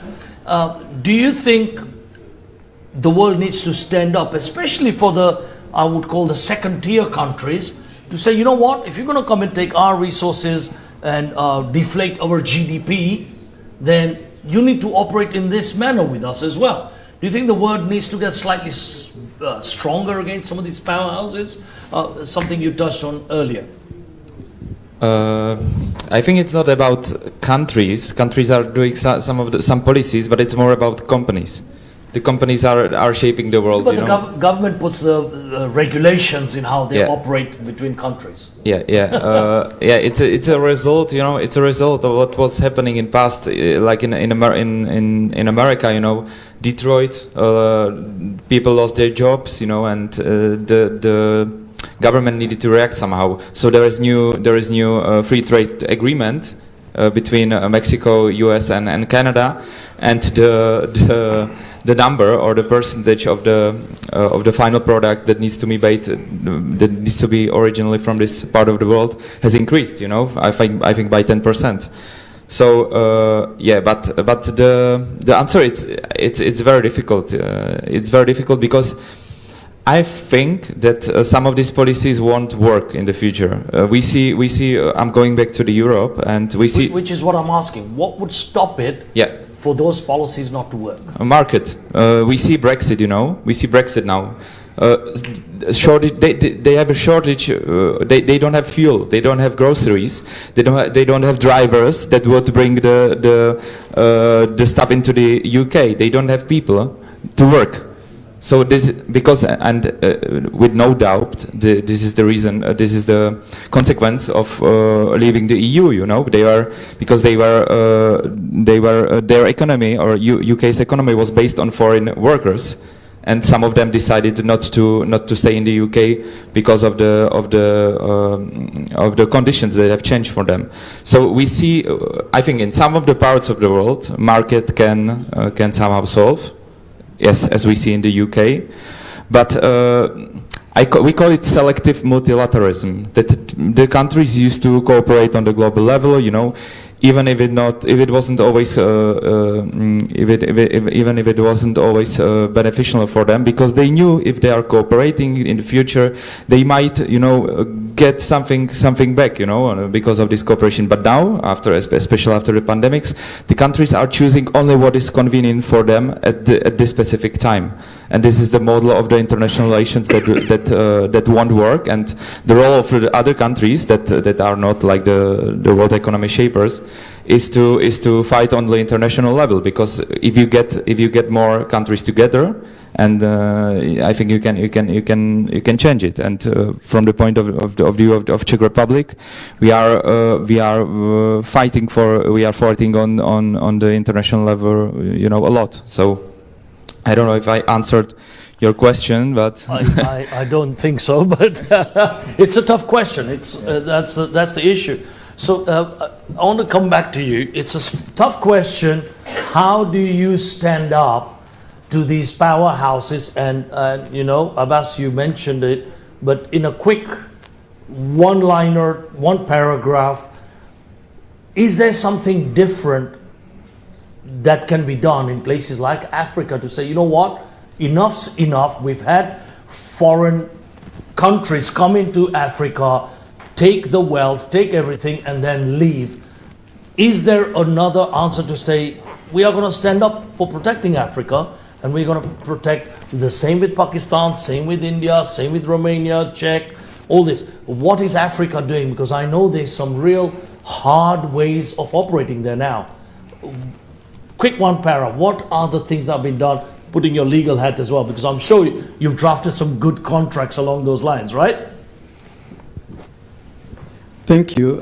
It's always a close call, but I think lately the presidents that we have in Africa, usually speak for East Africa mainly, have stood up on some projects.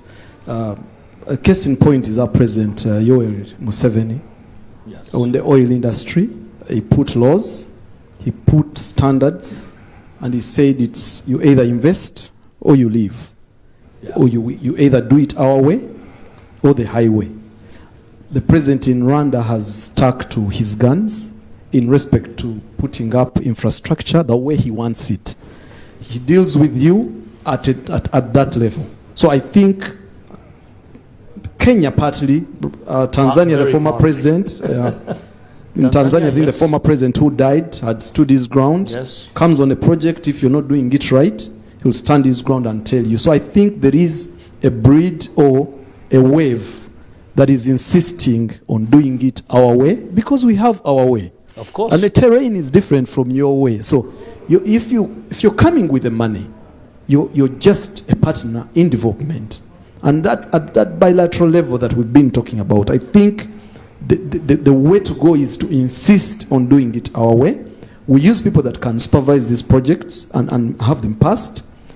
World Bank is not doing it. It's not doing any good in terms of assisting us to do this. Conditionalities are such that we don't have companies. So, for example, for road projects, huge road projects, or ports or stuff like that. I would think that for the last 25 years, if the World Bank was insisting on the fact that when you come to the project in Africa, you insist that Africans are part of the project, a certain percentage for local content growth. I think we have brilliant minds that would have learned to do these things the way they are being done in other countries. But it has not been done, and I think it was systematic because even the World Bank, the IMF, these bilateral multinationals or creditors are basically controlled by the big powers. And it becomes difficult because the policies are also tailor-made for that. So whereas it is difficult in international law and relationships and how you execute them and enforce them, I think the presidents that we have today are insisting on doing it the African way. So, for example, I will speak for the oil and gas industry. The path has been wonderful. The laws have been perfect. And the president is insisting that, Total, you come, do everything here. Do a pipeline, take the oil through the pipeline, do the refinery. Let's do refining and export the way so that we can join the big players in exporting oil to other countries rather than being a recipient of the same oil that we have exported. And I think if Africans can embrace that style of insisting and management, that would be wonderful. Of course, without saying that we have also not been our very good managers of our own selves. Yes. But that goes for the whole public. I think it's not to say that a particular government or administration has failed in its capacity to do this. The mind change should happen from the lower level. But this has a lot to do with the influence of the Western world in how things are done. We've been trained to receive than to create. We've been trained to work for than create employment for our own selves. And that started a long time ago. So I think the mind change should be at the leadership level. They stand their ground. If I have a raw material that you want, I'm sure if I insist, most likely you'll accept, because there is no other way you're going to get gold. There's no other way you're going to get very good timber unless you come to Africa. There is no other way you're going to get a tree climbing lion unless you come to Africa. So I will use my capacity, and then I call the shots. Yes. We negotiate and we go back to the original barter trade. I give you, you give me. For me, I think that is the way, and I think we need to insist so that we have a level ground for us to perform. Level playing field is very important. Exactly. Okay, super. Thank you, Abbas. Level playing field. So I'm cognizant of the time here. How are we doing for time? Timekeeper at the back? Another 20 minutes more. Maximum 20 minutes. Okay. So, Nasty, you are, in my respect, a very, very well-read and experienced person in bilateral types of situations, not only from an academic point of view, but even from implementation point of view. Do you think some of the things we've debated specifically about, we know what we have in terms of our strengths, resources, etc. Do you think through bilateral agreements it's possible to break some of those barriers of people to say, okay, you know what, instead of doing the jewelry in India, Pakistan, China, or polishing the diamonds in India, or cutting and doing things in Israel, you need to set up shop over here, and you need to bring some more people here and skill other people here whilst you're doing that, because that would help solve some of this, level playing field scenario we see.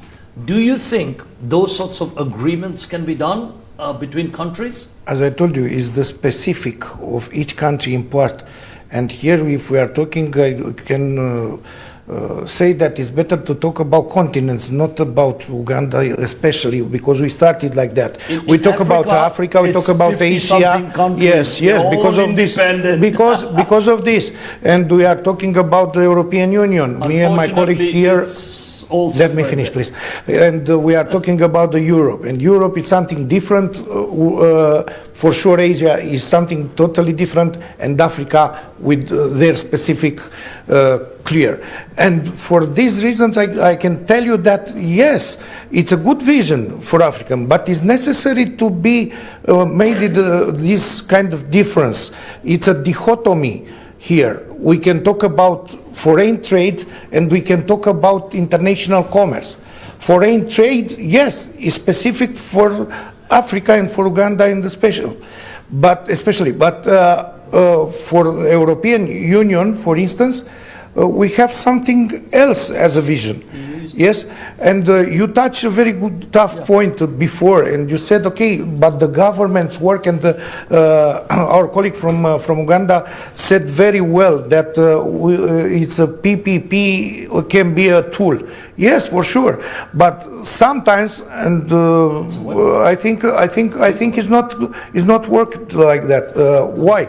Because between the government and the business environment from a same country, they don't have the same vision. And because of this, first of all, and I agree with my colleague from Czechia, which said that let's talk about the companies more than the state. Yes, because the state has their own vision, and sometimes the business environment their own vision, and they are not complementary all the time. Sometimes they don't know to act together and to discuss about this kind of bilateralism, what I told you before. Here I can speak as a president of the International Union of Bilateral Chambers of Commerce. Because of this, our main goal is to identify the tools to create this economic harmony at the international level, and to find the right mentalities to cooperate, because the mentalities are from the roots different. But if we don't find the right way to cooperate, the bilateralism will not have results like multilateralism, for instance. But I strongly believe, that this bilateralism is the most effective, efficient, and fast way to realize something between neighbors, between near countries, and why not to follow some models abroad, far away. Let's say for Romania, for Czech Republic, for Uganda, for Pakistan, the United Arab Emirates can become a model, and to follow this kind of model. Because of this, I told you that bilateralism, in my point of view, is the effective way to work immediately and to obtain the best results. Sure. Because otherwise we can talk about treaty, and treaty is more easy to be done between two countries in the bilateral way, not to wait years to obtain some treaty among 20 countries and the EU. Yeah. Yes, please. Yeah. His Excellency, Mr. Emmanuel Hategeka, Ambassador for Rwanda, who is here with us today and has graciously allowed us his presence. So, as I understand, might I invite you please to the stage? Because His Excellency also has a project that he wishes to present. And therefore, I think that you may continue your Okay, so we can do the presentation of his project after we finish. We are about to wrap up. To finalize, yes. To finalize it, and after that, His Excellency can be on stage. On stage. So let's think of summaries and wrapping up now. Okay. We did look for you for timekeeping. Nasty increased it. All right. So let's do a summary. Okay. Very short summary of what we've just touched on throughout this.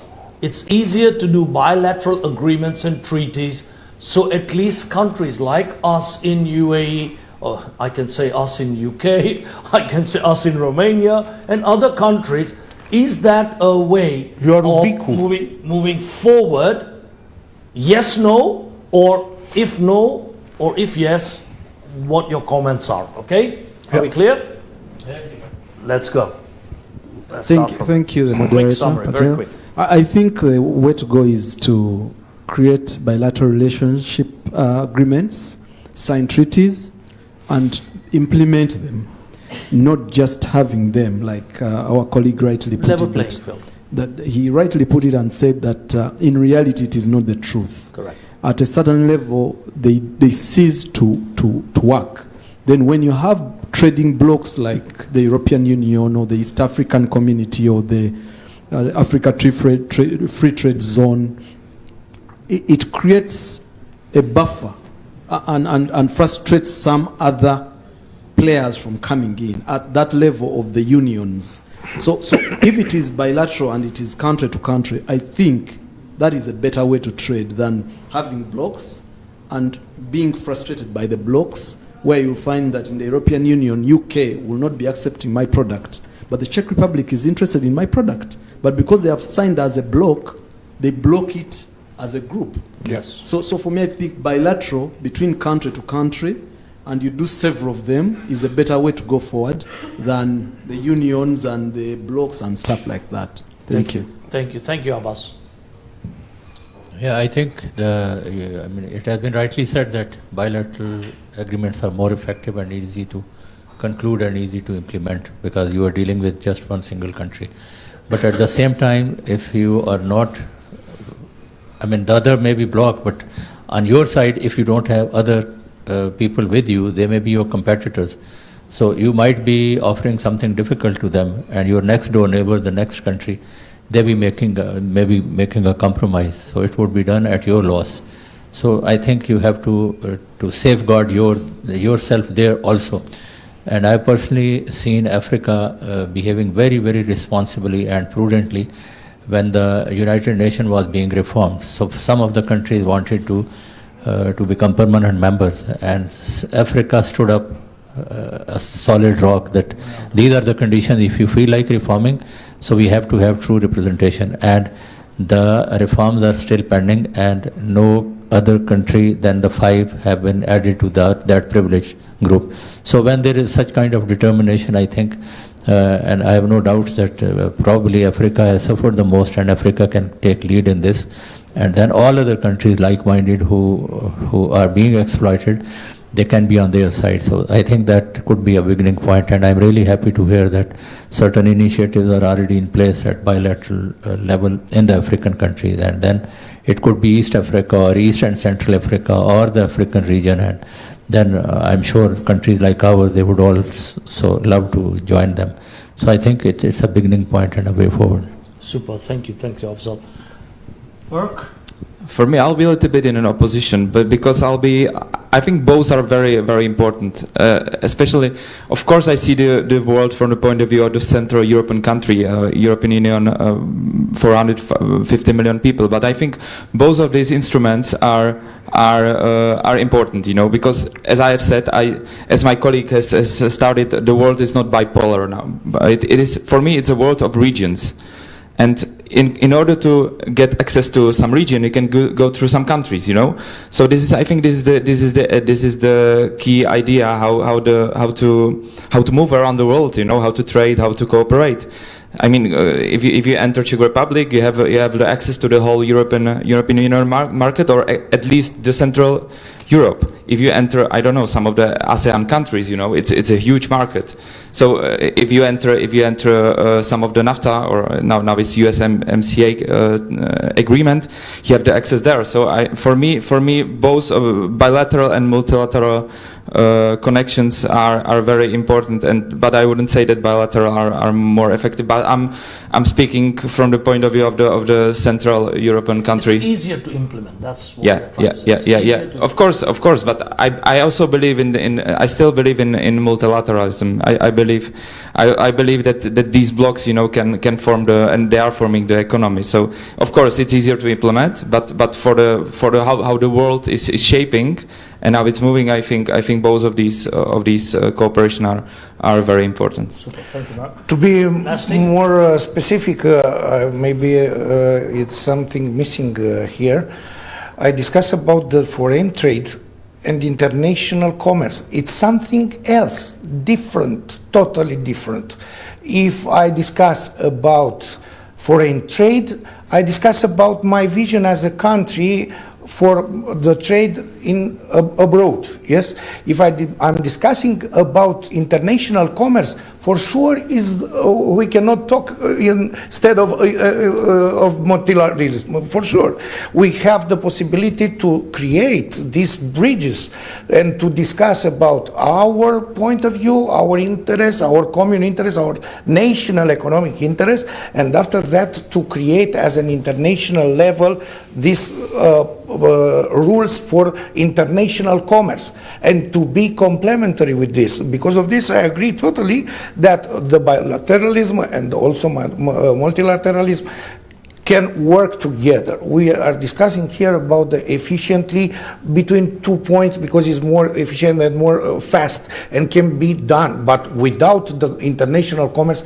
nothing is possible, because in international commerce law, we have the rules of we have the entire vision of the world, how the countries can be in connection all over all the time and all over the world.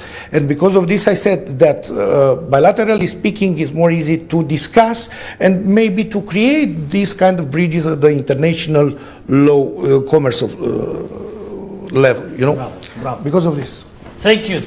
Okay, with that, let's do a wrap and summarize very quickly.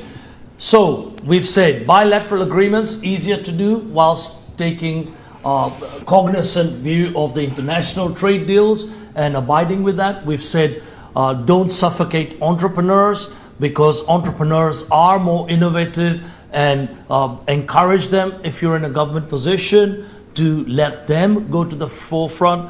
Be the custodial of your own resources, Don't be a prisoner, dare I say it, to the foreign direct investors. Hold your ground, play a level playing field. Always look at GDP going in and out both ways if you want to increase your own economy. And you have to adopt technology to move forward. With that, thank you very much, panel. Thank you, a big round of applause for a very long session I hadn't planned today. Thank you. Thank you to you guys. Thank you so much, Your Excellency. Thank you to all the participating was very countries. good. Thank you, Mr. Patel. Was very good, yeah. Facem pauza. Downstairs. Okay, No, so over here. after Oh yeah, downstairs. after On the stage. this wonderful photo, group photo Hai, that we facem might pauza. have. Yes, please. Okay. Okay. Thank you. Super, that is great. Thank you so much. Thank you. Thank you for the wonderful debate that we've had here today. Official. Official, yes. Official merge bine. You invited him now, His Excellency, to speak. Yes. She will do Okay. that. Thank you. Avem Perfect. cam târziu și trebuie să respectați ce facem noi aici. Da- Te rog, da? Okay. Bine? Îmi cer scuze. Hey? Okay? Yeah, I did solar for like 25 minutes. This is not. Okay. Thank you. Okay.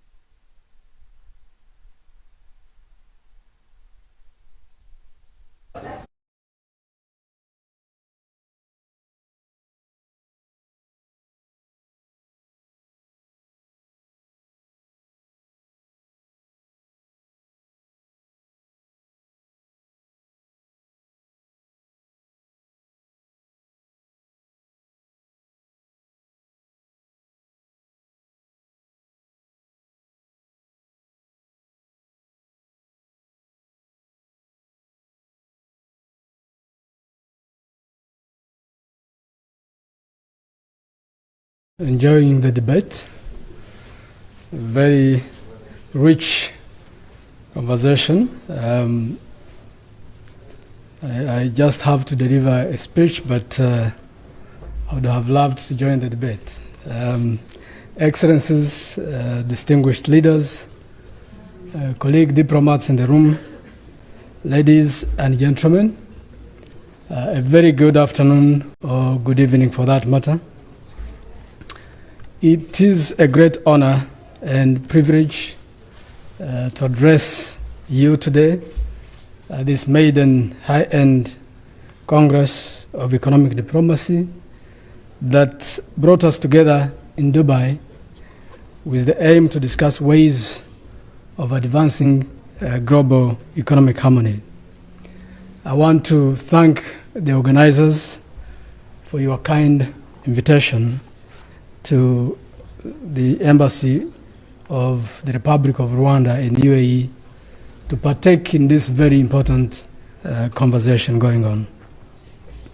This Congress comes at a time that we think is really the right time, at a time of a global reset following the COVID-19 pandemic that has spared no nation, has gripped businesses of companies and individuals, and Rwanda has not been an exception. But again, I'm glad that we can now speak without masks, an indication that something is coming back to normal.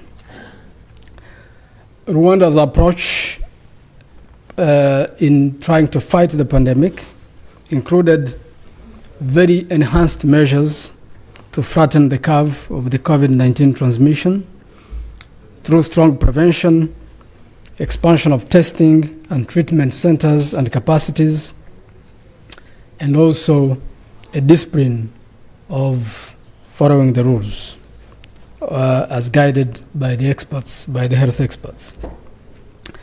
And I must say, it was also pretty much supported by the huge trust the citizens have in their government.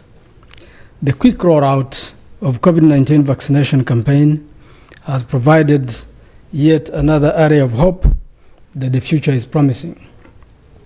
Rwanda has set a target of vaccinating 60% of the population by the end of next year. And with a population of about 13 million, we have now vaccinated close to 3 million, which is around about 20-25% of the population. With all these combined efforts, Rwanda has gradually opened and reopened the whole country to business and tourism, as well as MICE events. The global recovery necessitates strong international collaboration, strategic investments, and the ease of trade and doing business. It is imperative to make the best use of economic diplomacy in reshaping our collaboration as we build back better to the normal business. It is not arguable that economic diplomacy has remodeled and galvanized the international trade and business order, gainful for all parties. The urgency of win-win trade and investment remains vital to achieve sustainable development cooperation. I liked the previous debates that really touched on both bilateral and multilateral players in making this happen. Just to give you a bit of background about my country, Rwanda, so that you can, it's not, I can't do enough justice to the story of Rwanda in 10-20 minutes, but I just to whet your appetite and give you some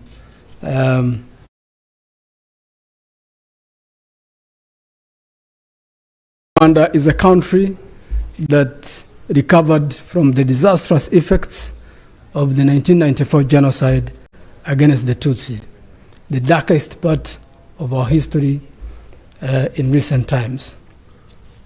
Rwanda has seen its economy growing remarkably over the last 2 decades after the 1994 genocide against the Tutsi. The GDP following that has risen 14-fold between 1994 and 2019, while the GDP per capita increased 7-fold over the same period, according to data from the National Institute of Statistics. And according to the World Bank, Rwanda registered an average GDP growth of around 8% per year pre-COVID, with a double-digit growth recorded in the last 2 quarters of 2019. Rwanda's efforts to fight COVID-19 are also translating into economic recovery. After the recession of 2020, which was really the worst post the 1994 genocide against the Tutsi, the 2020 recession, as a result of the pandemic, we achieved a meager 3.5% growth in the first quarter of 2021. But the good thing and the good news is GDP growth has risen tremendously after that. And in the second quarter of 2021, we registered 20.6% growth. That's according to data from the National Institute of Statistics. In Rwanda's context, trade, businesses, and strategic investments have been a cornerstone of our country's growing economy and social welfare. Rwanda's visionary leadership, ambitious policies, and targets have laid the groundwork for a booming economy and a rising business hub, attracting investors from the Gulf region and across the world. As indicated by the World Bank, Rwanda is the second easiest place to do business in Africa, where investors only need 6 hours to register a business and also to start their investment. And that is thanks to the extensive, transformational 10-year business reform journey that the country has been embarking on. Historic and growing cooperation between Rwanda and brother countries in the Middle East, notably the UAE, has chartered a conducive environment for investments, trade, and tourism. To give you an idea, in 2020, Rwanda withered through the COVID-19 global crisis and recorded investment commitments worth 1.3 billion and is expected to generate 25,000 jobs. Out of that, investments from the Middle East amounted to close to $100 million. Out of Rwanda's exported merchandise and services worth 1.2 billion recorded in 2020, Asia accounted for 71%, with the UAE itself accounting for 61%. Having the UAE as at the top of Rwanda's formal goods export destinations with 61% in 2020 cannot be disassociated with investments such as DP World that has established a state-of-the-art dry port in Kigali, the recently launched e-commerce platform Dubai.com, the 4 weekly flights of our national airline Rwandair that continue to connect our two peoples, but also new investors like Kezna International that established in Rwanda high-end 5-star resorts in the hospitality sector. From 2019 to May 2021, Rwanda and UAE trade reached $1.6 billion, and over that period, exports accounted for 66%, while imports had a share of 44%. And with new markets such as these, Rwanda expects to see increased trade flows in the whole Gulf region and beyond. Traditionally, economic diplomacy has been a wellspring of networks for win-win growth that has been key to delivering Rwanda's Vision 2020. The forward-looking Rwanda is leveraging that foundation to further achieve Rwanda's ambitious Vision 2050, which is ahead of us. The Vision 2050 articulates the long-term strategic direction for the country and for the Rwanda that we want. The aim is achieving sustainable economic prosperity and development. This translates to Rwanda becoming an upper middle income country by 2035 and a high income country by 2050. There is no doubt that networks like this Congress give renewed impetus to achieving our targets. Market expansion for goods and services, promotion and attraction of foreign direct investments, and tourism flows altogether. There are many reasons why Rwanda stands out as a top destination for investment and travel. I'll give you a few. Rwanda is among the top 40 countries in ease of doing business worldwide. To be specific, Rwanda is the 38th easiest place to do business in the whole world, according to the last doing business report by the World Bank. Rwanda is the least corrupt country in East Africa, among the top least corrupt countries on the continent. Rwanda is the first transparent country in Africa, a safe country for everyone, a liberal open economy with an open visa on arrival for all nationalities, and an emerging hub for MICE and financial services. In addition to business-friendly regulation, the country offers exceptional incentives, including 7-year corporate income tax holiday for investors investing over $50 million.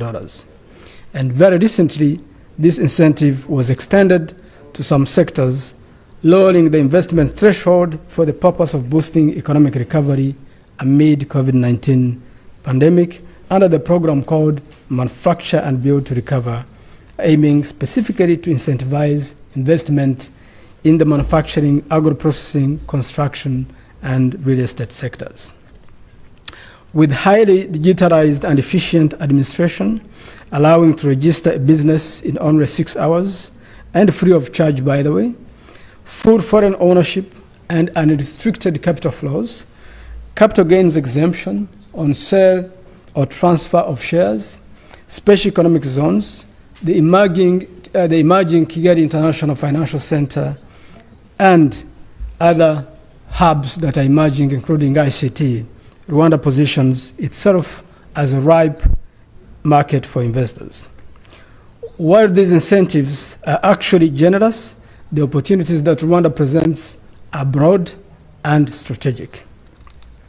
By trading and investing in and with Rwanda, you're not only eyeing the market of 13 million Rwandans, but you are also setting foot in the center of East Africa, a market that is home to 177 million citizens with a combined GDP of $193 billion. Over and above that, you're also setting presence on a continent that connects 1.3 billion people across 55 countries. And again, all this with a combined GDP valued at $3.4 trillion. For any investor considering Africa for growth and expansion, the opportunity has never been as lucrative. Just to give you an idea of the African Continental Free Trade Area, one of the largest free trade areas since the formation of the World Trade Organization, which opened for business in January 2021, the incentives that this trading bloc offers are immense, both for African businesses and the rest of the world, as it creates a single market with free movement of goods and services, reduces trade costs, and recent studies have actually shown the trade area itself and the regulations that are being harmonized and the incentives that are being put in place potentially can reduce trade costs by over 20%. And of course, with simplification of customs procedures and all other previously difficult red tape. So given her strategic location in the heart of Africa, Rwanda serves not only as a proof of concept country and a springboard for a safe gateway to the entire continent, but is home to your investments, to your businesses, and to your people.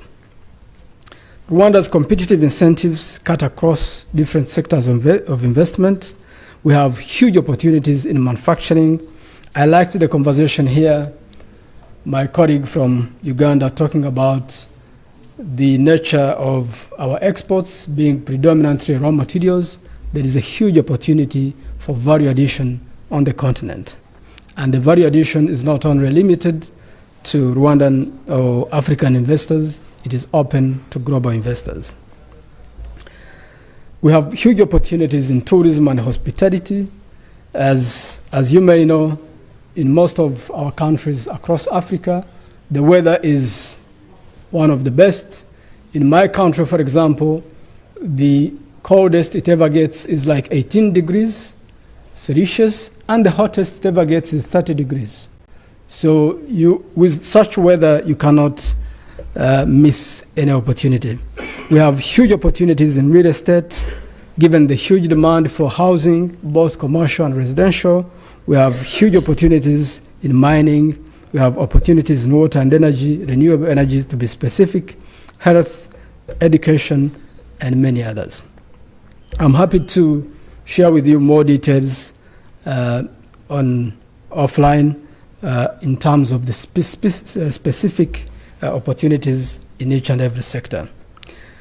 With these few remarks, I would like to conclude by thanking you, the organizers of this wonderful forum.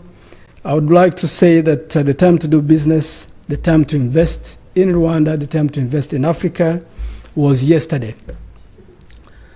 Today is fast moving. Don't wait any longer. Let me conclude by thanking the International Union of Bilateral Chambers of Commerce and Industry for organizing this wonderful meeting and for inviting me to share with you our story as Rwanda, but also as part of Africa. I thank you very much.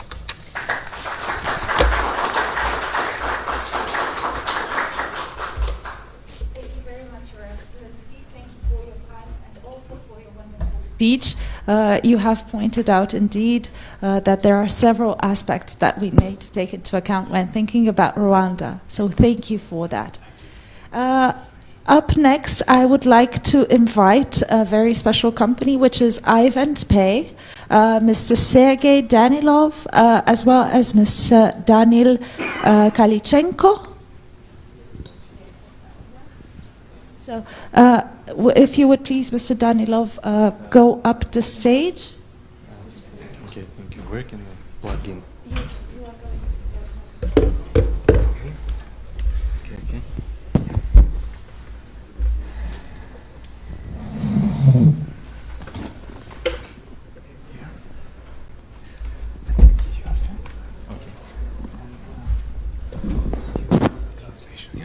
Thank you. Thank you.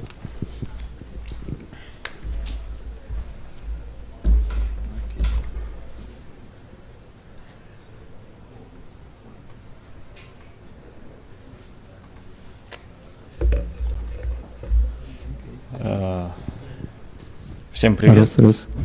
Да. Извиняюсь за наш внешний вид, мы просто сюда случайно попали. И хотели бы рассказать про наш продукт. У нас... We come here accidentally, but we wanna introduce our project. It's a crypto payment system for vending machines. Да. Следующий слайд. So the next page. Да. На этом слайде приведена статистика использования криптовалют, криптокошельков сейчас в мире. So here we see the statistics of using cryptocurrency in the world. Да. Нашему проекту 2 года. За это время мы запустили несколько пилотных проектов в Гонконге, Сингапуре, Макао, Мексике, Нигерии, и сейчас планируем запускать в Дубае. So we started our project 2 years ago, and we have for now 100 locations all around the world. Most of them are located in the Hong Kong. Also there is a website on the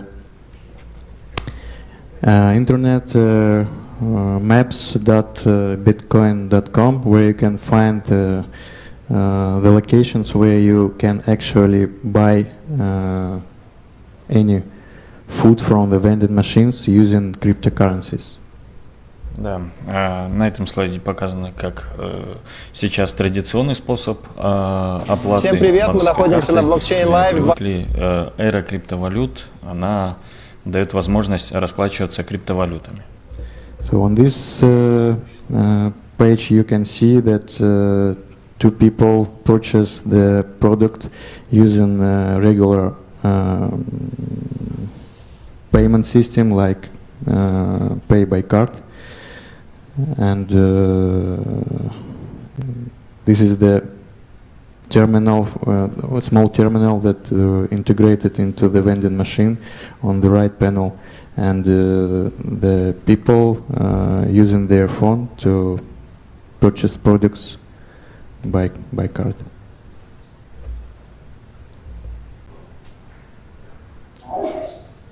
Да. На раннем этапе нас поддерживают различные амбассадоры.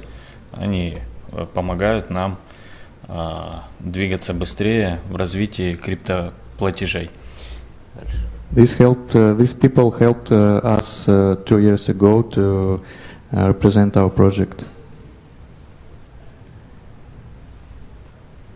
Да, можно быстрее. Давай следующий.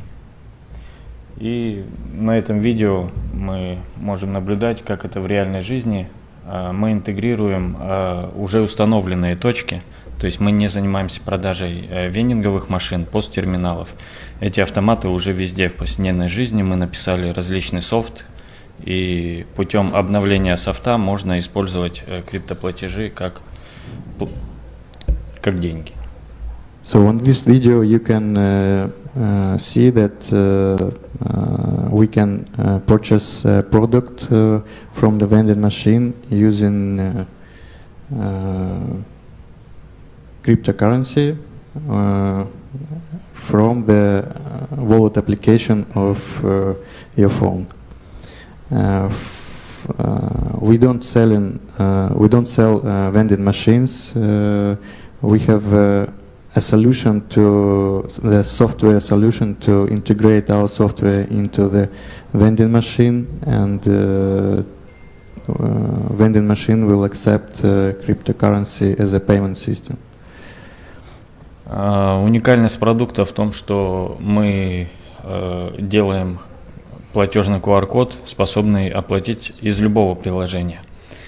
Мы не взимаем комиссию за платежи, тем самым мерчанты приходят к нам, чтобы в свою локацию добавить криптоплатежи. The unique solution here is to purchase the product. You need to have a application wallet, any wallet on your mobile phone, and the terminal on the right will generate the QR code for these applications, and by scanning this QR code you transferring your cryptocurrency coins into the merchant account. Да, для магазинов, ресторанов, служб доставки есть подобные модели терминалов. So we have also integrated other terminals. For example, this terminal we have for restaurants. Я продемонстрирую, как это работает в реальной жизни. And we can demonstrate you how it works in real life. То есть у мерчанта уже установлен терминал, который принимает банковские карты, он устанавливает наше приложение. So the merchant install our application into this terminal. Создается новая транзакция, к примеру, $1. For example, someone needs to pay by his meal Выбирается любая из криптовалют. Then merchant select the cryptocurrency the client wants to pay for. Мы генерируем QR-код по курсу на момент транзакции. We generate the QR code for this transfer. For example, if the price is $1, we transfer $1 into cryptocurrency price. У пользователей криптовалюты есть кошелек для хранения криптовалют. So Он может быть любой. The application wallet on the mobile phone. Открываем кошелек, выбираем монету, сканируем QR-код, It opens производим оплату. the application, scanning the code, transferring the coin into the merchant account, and then we waiting for the receipt.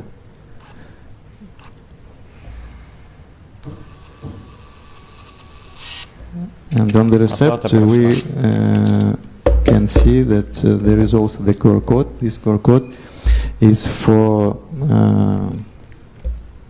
checking if there is a real transaction. Мы интегрировали больше 130 моделей различного оборудования, в том числе парковочные системы, электрозаправочные станции. В рекламном ролике, который транслировался на этих экранах, есть такая компания, как Кастат. Они производят электрозаправочные станции, мы с ними тоже интегрированы. Банковские терминалы Worldline, Ingenico, Verifone, Sanmi мы также интегрированы, и общее число этого оборудования по миру более 20 миллионов. Поэтому So we also have other projects for cryptocurrency payments, like we have integrated this software into electrical charging station for your electrical vehicles. Here in Dubai, we will be represent this project at the end of next month. There is also only one electrical charging station in Dubai for cryptocurrencies. It's situated in Dubai airport. Another project is to integrate this software into the parking system of Dubai Mall. And the idea in that project is to not to sell the new terminals for the payments, but integrate our software in the terminals that have already been sold. For example, you see there is a terminal on the vending machine on the right. It has a small screen, but this screen can show you the can show you the cryptocurrencies you want to select for buying product. Ну, в принципе, все. Да. Мерчант получает на сегодняшний день криптовалюту. Мы сейчас ведем переговоры с партнером, который имеет лицензии в Европе и в Дубае, чтобы мерчант принимал криптовалюту, а на счет ему был перевод в национальной валюте, в частности дирхам. For now, our system is working like clients send their cryptocurrency coins into the merchant account, also that has cryptocurrencies. So this is not like dollar into crypto, it's like crypto to crypto. And the next step will be to transfer this cryptocurrency into some kind of stable coin. Да. Там следующий ролик мы будем показывать? Давай.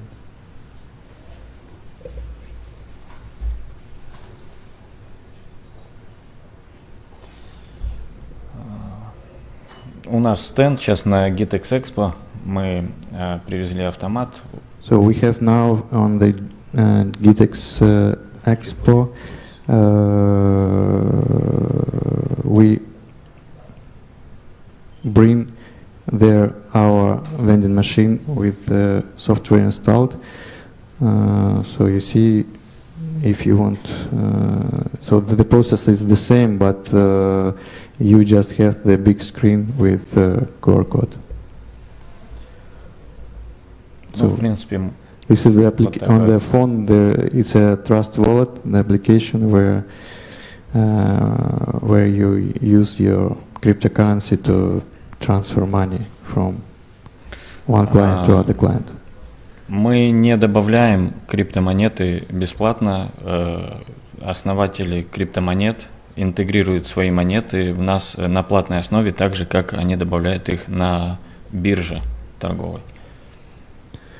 So if the representative for some kind of coin, like for example, there is a lot token coin. No, there is lot token coin, but we don't integrate their coin just for free. This will be they need to pay for it. Монеты интегрируются в нашу систему платно. Все. Все, молодец. Следующий шаг, мы ведем разработку, чтобы криптокошельки были интегрированы по NFC интерфейсу и не нужно было сканировать QR-код. Мы ускоряем процесс оплаты. The next step, we want to make it faster, so you will not need to scan the QR code to transfer the cryptocurrency. You just need to, you will be able to put your phone into the NFC device next to the vending machine, and like the regular card, and the cryptocurrency will be sent to the merchant accounts instantly. Также мы способны продавать криптовалюту вот в подобных терминалах. Also, we can make a software that will be able to sell the cryptocurrencies using this kind of small device. То есть процесс покупки криптовалюты, он очень прост. Поднес сюда карту, у тебя списалось $100, а клиент открыл свой криптокошелек, ты ему перевел эти $100 только в криптовалюте. Не нужно никакие биткоин ATM, которые стоят очень дорого. Мы это все обновляем путем обновления софта в уже установленных локациях. For now, if you want to buy the cryptocurrency, there are many of ATMs that accept regular currencies and gives you the cryptocurrency, but they cost the price of them is very high. But if we use this small device, it will be more cheaper. So if the client wants to buy the cryptocurrency, he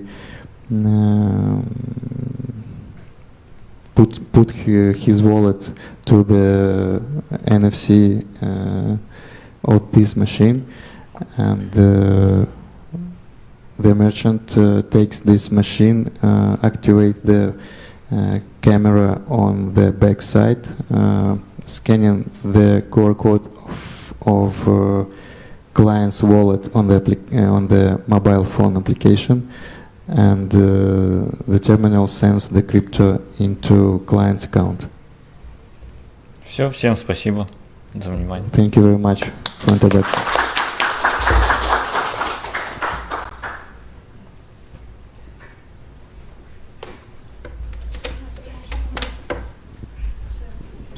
Thank you very much, Ivan Pei. So we have one last participant that has graced us with his presence, from Anchor Swap, Mr. Bernard Land. You can use that one if you want. Yes, please. Much better. Hi guys, my name is Bernard. I'm from Anchor Swap Finance. Short introduction to myself. I'm the CEO of the Schiffer IT solution. I'm in crypto since 2012, and we're developing decentralized products specialized on the open finance. At this moment, we have developed, it's 2 months out, a completely decentralized exchange where every user, every people still can keep their coins in their pocket, and there is no person in the middle as a broker or such persons who are earning all the fees, and you can still exchange crypto and all other decentralized products. The point is, why we're doing that? Because, as example, brokers, exchanges, New York Stock Exchanges are brokers, which are taking fees, people are bringing the volume in, and the point is those people, the brokers, are only cashing out the money, they're earning it, and it's not for the people. The decentralized solution we bring with Anchor Swap Finance is people bringing in the liquidity. There is no migrator code in it. That means not a single person can get scammed or can get stolen their money. And that means they are completely secure in this section and can trade every single token. The next step, what we were doing as well, is to tokenize stocks. Yeah. That means if you trade stocks, you can trade them completely decentralized without all these brokerage fees, without banks behind and all that stuff nobody needs, because these middlemen are just making costs and are not efficiency. The next thing we're gonna develop is we are developing at this moment. Anchor Swap is still live. Yeah, it's going great. We have a few million market cap. We're gonna have a lot of people. Every single people is completely natural. Yeah, you can check it on the community, you can check it on the blockchain by itself. Everything is open source. We are completely supporting this. The whole project is completely self-financed, and there was no ICO, IFO or money earning in the front of it. Our NFT platform, which we are developing on the Phantom chain, is an NFT project where you can only buy and sell some pictures, what you have on your telephone. No, our mission is to make, as example, fractionalized NFTs. That means you can split up real goods, or as example, you can split up these hotels in every single flat, and you can get sure the NFT token you have presents your flat. That means everybody can get sure that he owns it, and you can exactly see when he owned it and who was the owner before and after it. And this is a solution and not just gaming. That means crypto won't change the world if it's still only in the crypto world, because these are two worlds, and the most important thing on that point is that you need to make a connection from the new economy to the old economy, and we are building this bridge. The next thing we're going to develop, which is coming out the next year, I think it's about Q2, we're going to release it because it has to work 100% efficiency, is a wallet. But not only a wallet where you can store coins and all these, you can cash in, cash out from crypto in fiat. You can hold the fiat on it as well. You can use the exchange right on in your telephone, on your smartphone, or on the web app as well. But your money, the money of all of the people, are still in their wallet. They also can use other wallets, but ours is much more efficiency in this way.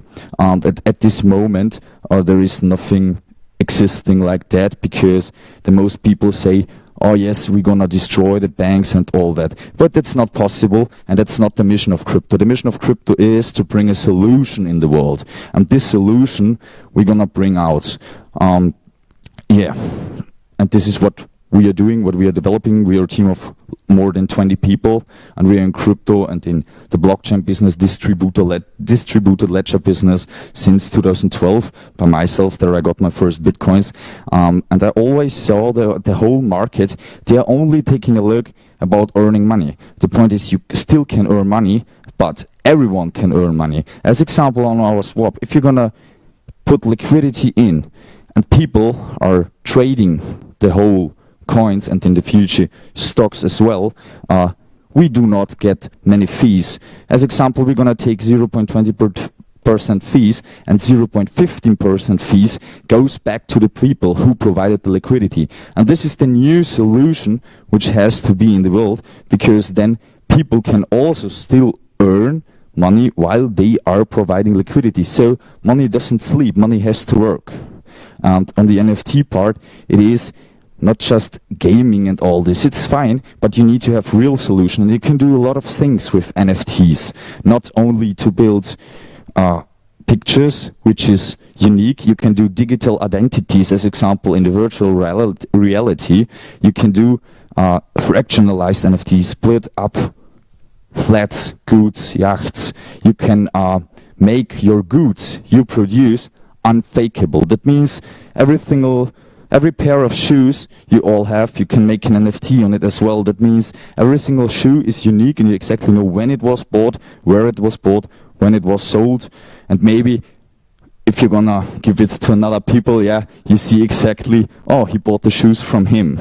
So that means you can have a completely transparency little ecosystem, and you can implement these things in the real world and not just in the digital world. And this is what we want to do. People said to me I should be short, so I made it really short, but I can talk with you 10 hours about that. So I hope you enjoyed it. If you have some questions, I gotta be above as well. So thank you for your attention, and thank you that I came here.